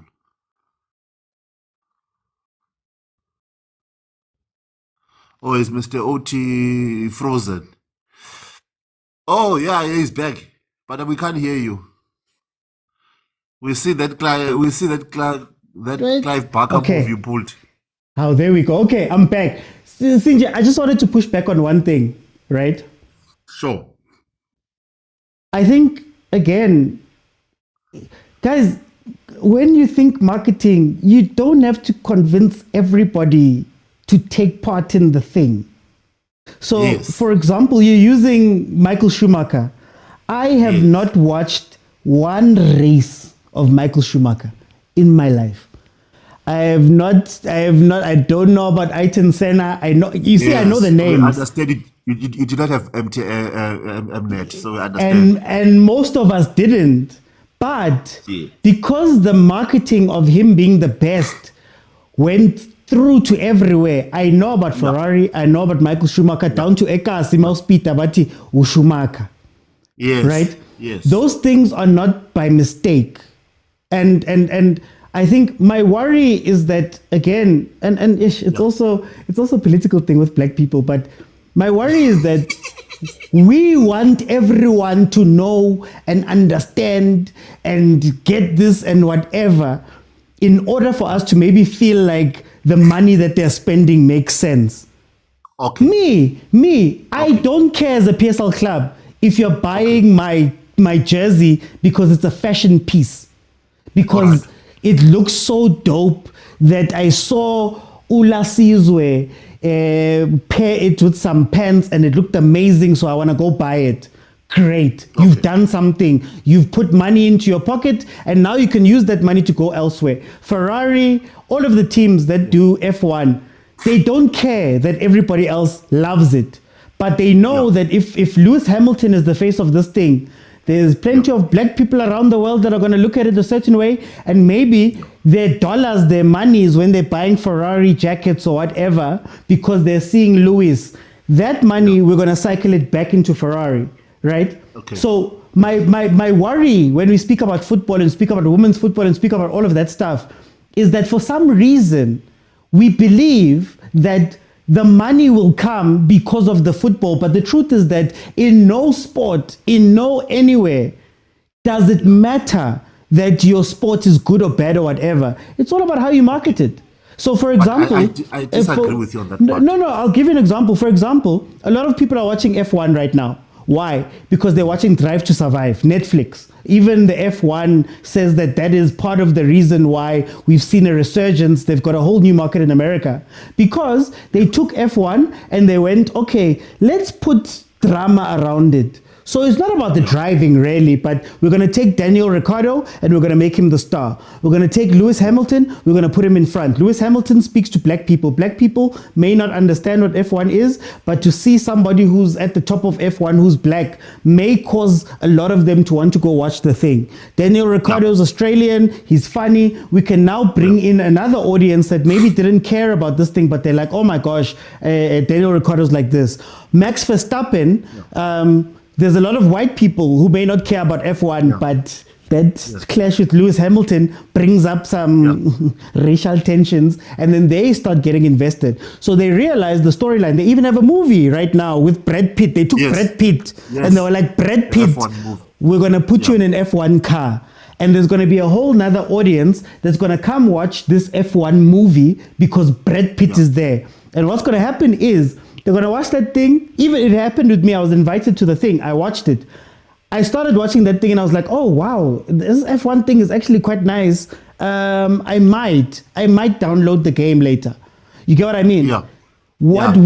And that has nothing to do with who has won previously. That has nothing to do with the teams. That has nothing to do with all of those things. But now they've created a way for me to come in. My problem with when we have these discussions is that we don't make it easy for somebody to gain access to this thing. It's easy for me to gain access to the Springboks. And I'm going to use the Springboks as an example because I used to care about rugby, then things happen. But when I walk outside my door, it was Chili Boy. When Chili Boy was not made the captain of the Bulls, I quit. Anyway, when you walk out the door, I don't have to go look for the Springboks. Yes. When I turn on my TV, I don't have to go look for the Springboks. When I turn on my TV, I don't have to go look for the feeling of the winning of the Springboks. It's told to me. But now, you want me to come to the stadium, PSL team. How? I must get up for no reason. I don't even know who are your team members. I don't know what type of relationship you have with me. I don't know, but I must just get up and go. When it comes to Hollywood Bet Super League, most people don't even know that it plays on Saturdays and Sundays. You can watch it on Facebook even for free, right? Yeah. Nobody knows. Yeah. And it's like, now I must still wake up one day and go find that thing. And I must go wake up and out of the goodness of my own heart, I'm watching women's football because even here, remember what I always say about women's football on this channel. I've always said, I don't want to make it about the plight of women necessarily. We're going to make it football so that when we speak about football here and we speak about the tactics of Banyana Banyana, we're going to speak about the tactics of Banyana Banyana. And there's a lot of people here who didn't care about Banyana Banyana. Remember, we used to watch Banyana Banyana 3 men at 2 a.m., right? Yeah. Yeah. But now we're having conversations tactically about Banyana Banyana. And for some people, that resonates where I go, oh, it's tactical. Yes. Oh, okay. Now I'm seeing this and this and this. And now we are watching it because of that. Not because of your heart and because you loved it. I've just made it a little bit easier for you to take part in this thing. But we don't do that with our sports. You know, Motsepe's number one move at AFCON, with AFCON, for example, was to say, from now on, AFCON is free to air. And that meant that there's a ton of countries across the continent who got access to AFCON. You get what I mean? And then we were excited. I'm okay, Vert, I was banned. Hey, man, now it's ringing. Now I do a live and I have people coming in from all different other countries, right? Yeah. It wasn't because of the quality of the football. It wasn't because of all of that stuff. In fact, the Euros were trash, to be honest. But access to make it easier, access to make it, you get me? Then the Euros with their trash tournament just kept giving us the stories. Oh, Kylian Mbappe is the best player in the world. You remember we were watching it all together here and we were like, guys, this is not it. It's not make so. But the story gets to you. We're watching the Club World Cup right now. The Club World Cup, the narrative is that the 12 European teams were meant to cream everybody. But now it's like the world knows about Sundowns. Now the world knows about Fluminense. Now the world knows about these people. Back. You get what I mean? And maybe Sundowns. They don't want to come back now. They don't want to come, but you get what I mean? Now we're seeing those things. We are forced to do it. Sporty TV. I did a thing with Sporty TV. Sporty TV spent a ton of money to get the rights of the Club World Cup and put it onto YouTube for free. Do you know what's happening to their growth? Their growth is insane. And they know that next year, this time, we'll be watching things on Sporty TV for free because it's there. Now we know about it. Why don't we have that same attitude? Go to work. But you know what, Mr. Oti? I think a lot of effort needs to be made. And I think another thing that is not doing justice to South African football, it is the poor that is happening in the poor administration. It also becomes discouraging, you know. Right now, before the World Cup, I mean, before this women's CAF, we heard that there's a go slow from the players because they have not received their money from the Olympics or whichever tournament they were playing. Yeah, those things now go before what you are trying to promote. You get what I'm trying to say? They go to the consumer before the actual support. You know, and you never hear these things. Even with Bafana, it was the same thing, you know. But you never hear, and I like it when you speak, when you make a comparison with rugby. Rasse Rasma speaks about it directly in terms of the different contracts of the Springboks and how much it costs to be a junior Bok, to entry Bok, to being a regular Bok, to be a senior player in the box. So it's discouraging, I will not lie. When you are like, okay, here are these women, they're going to give it their all. Shemis Aram. Now we feel pity for them. We're not even now focusing on their abilities of being champions. They are known about the team that is going to have that has got contract problems. Yeah, that's what we know about them, and that is so sad because it blocks what we also want to see in terms of progression in women's football and in our South African football at large. You know, Bafana is the same thing. Yeah. It's the same thing. We watched Parliament. We watched Parliament and we are like, yesterday, this thing needs a lot of work in terms of us being serious about our football. Other than that, I think Banyana, there is some sort of improvement, Mr. Oti. We have to also, and I want to agree with Wesh as well. There is some little bit of improvement, but we cannot build on it in terms of even the quality of the football that Banyana is playing, vis-a-vis even when Amoposhia were playing and so on and so forth. We're at least we're not going back, we're going forward. And I agree with you to a certain level. It also needs us to say those things. CJ, lie. Even if you have to lie. most of marketing is lying. Europe lies to us a lot. You get what I mean? They lie, straight out, flat out lie. Even if the message has to be that, guys, remember we spoke about Coach Pitso, and this, the reason why I'm having this conversation now even is that I want us to draw the parallels.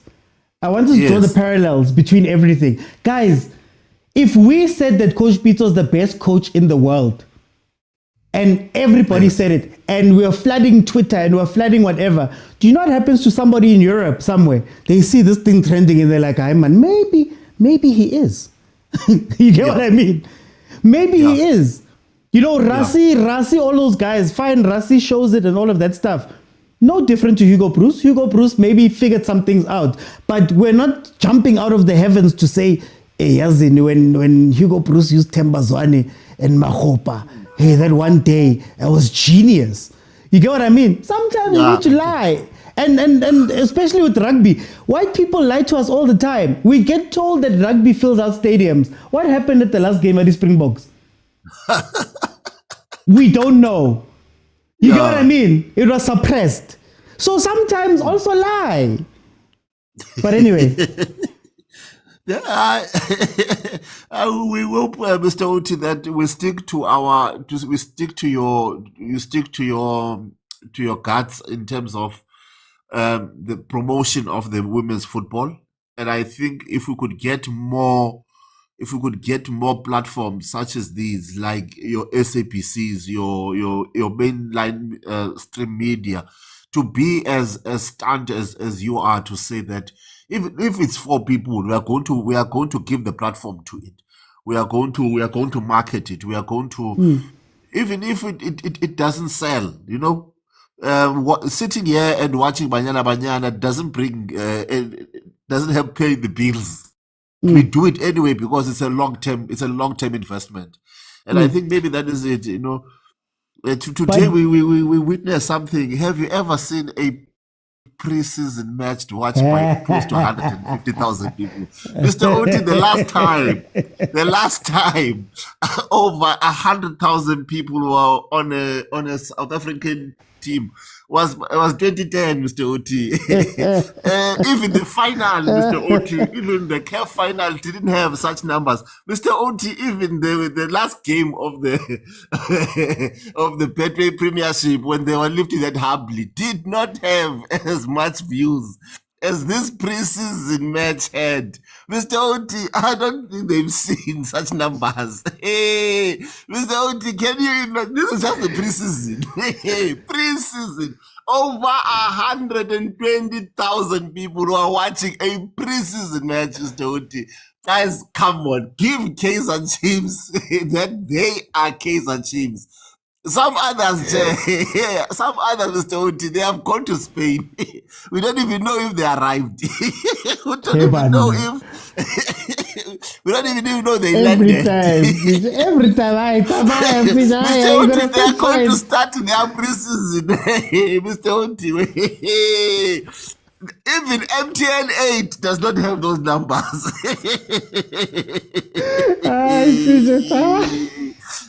Let me keep quiet. No, hey guys, I even went over for a while. Yo, wow. Thank you, showstopper. Yeah, guys, I think these are conversations we've been having on this platform for a while. Hopefully they click at some point. Can I just show you something to the conversations that we were speaking about right now? You know, there are some people who carried on watching this live because Oswin Apolis and Munyane have an up next under them. And it wasn't the plan. But now there's a bunch of people who watched that. And maybe now they've watched this, they bumped into women's football. And maybe there's a couple of people right now who want to go watch women's football now. Sometimes, guys, hey, Nati, it's time to be straightforward, dstv direct, dstv whatever. Guys, sometimes marketing a lot of the time is that. Marketing sometimes is not about the best team that has played. We just laid out all of the examples in the world where there's a lot of things that we don't even care about, that we know just from marketing. And we need to start doing those things in South African football as a whole. Guys, I'll give you an example of marketing. Dr. Khumalo. How many games have most of us here watched of Dr. Khumalo? Do you not think that it was a plan to put him in front, to market him a certain way? The AFCON. How many times have you seen the 1996 AFCON film sing a goal? Over and over and over and over and over again. That was on purpose. But our leaders at these things are now slacking. Do you know what would make the PSL exciting? Simple. Give me a top 10 goals that plays over and over and over again. This is what ESPN used to do. I watched the NFL because they used to have a celebrations countdown. And that celebrations countdown, Chad Ochocinco gave me a way to get in. Because even with the European things, all of us know the highlights. You don't know how Henry played that one Wednesday versus Stoke. It doesn't matter. It wasn't even Stoke. It doesn't matter. Versus Blackburn. But because you keep seeing the excitement of the goals of the whatever, hey, gumnandi, guys, it seems like this thing is great, especially for people who are not part of football. Maybe another problem that we have is that we watch football and we want people to see football the way we see it. But sometimes, if you want a mass audience, Kiki, was it Casper who was speaking about this? Sometimes, if you want a mass audience, you dumb down the thing that you do so that you can bring more people inside, and that's how you fill up a stadium. Most of those people don't care about hip hop and lyrics and hippity what. So we should do the same with our football. Why are people coming to watch this thing? Why are people coming to watch this thing? Some people are coming because there was a celebrity that went to a game. Some people are wearing the jersey because Kaizer Chiefs hired Hope Mbele to wear the jersey. Hope Mbele is that actress from that thing. I am no favor Chiefs. Oh, that looks really cool. I really like it. I'm buying it as a fashion piece. Now I'm stuck in Chiefs. I'm a Chiefs fan and I buy it for the next 3. Do you think Chiefs cares that there's, I don't know, 1 million people who don't even know that Kaizer Chiefs went through a drought? The money still came in. The money is still being used. The money is still going. Maybe you might not like the way that the money is coming in. It may not be pure. But is that money not going to help out with the thing that you're trying to do? And if we're denying monies because we think that, no, guys, we have to know the football and it has to be up on Front Street and we have to do this and we have to do that, then we're denying monies. It's not going to be a charity. That's just the everything that has been built. The EPL branched off in 1992, and they had to realize that there's certain things we have to do in order to grow this brand. And we have to know that, okay, there's going to be plenty of people around the world that don't even know all the players. When I became an Arsenal fan, I didn't know most of that team. I knew Bergkamp, Ljungberg, and Henry. Done. But you know what happened? I made my dad buy me a jersey. My kid doesn't care about football outside of Ronaldo and Messi and all those people. Do you know what happened? The day that the Chiefs won that Nedbank and he saw the excitement, he asked me that day to buy a jersey. He'll never watch a Chiefs game again, I'm sure. But he's a Chiefs fan now. Now. For example, these are the things we need to figure out. And it's 2 separate conversations, what's happening on the pitch and what's happening in Kakwa. 2 separate, for 2 maybe even different markets. The WNBA right now, just as my last example, the WNBA, the Women's National Basketball Association, has seen a woman come in, Caitlin Clark. She came from the college game. She plays like Steph Curry. When she came into the league, they had a beef. There was a little bit of a beef in the college game where her and another girl became a racial or whatever. She single-handedly, because they put her up front, whether it was because of the beef, whether it because of the racial stuff, whether it was because of her game, they put her up front, and stadiums are selling out now like never before. You don't need everybody to have a star in everybody. Sometimes you just need somebody to be there to bring up the league. Sometimes you need a Chiefs and a Pirates to be a standout derby game so that... No, she is very good, Nguni. She is very good. I'm saying she is very good. But there's been very good players before her. Abu Ionescu, Abu Candace Parker, all of those people. But because of the things that happened, it became a marketable thing. But anyway, they put her up front and center. Sometimes you need a Chiefs and a Pirates to have a really good derby and a really big fan base so that you can go to Supersport and get a really big TV deal that benefits everybody else. Do they play the best football? Chiefs doesn't. Do they play the same football? No. Has Chiefs won a trophy in 9 years? No. But because they've got such a big brand, somebody can come and take them and say, hey, Supersport. Even if you show this game. But anyway, guys, time. Guys, thank you so much. We went over. We will be doing more of these things. I don't usually stay up until this time, but the subject matter is the subject matter. Guys, the show is on every Monday, Tuesday, Thursday, and Friday. And then, of course, if Chiefs, Pirates, Mamelodi Sundowns, or Banyana Banyana are in action, we are going to be doing watch-alongs where you sit down and you watch the games together. So please follow. I try to drop content on my platform almost every day. So also, if you could please follow, please subscribe, please do all of those things. Guys, Instagram, can you please follow Instagram so I can sell that too, like I'm saying now. Thank you guys so much for joining me. Please, 3-Man Press on YouTube. Myself, Lindo, Pep, and Football Khalifah. We have our own podcast there. Benta League on the MacG network. So MacG, the channel on YouTube, every Friday, drop myself, PD Jokes, and Desley. And then, of course, my own podcast and things that I do. Please support, guys. Thank you so much. I'll see you guys then on Thursday. Bye, everyone.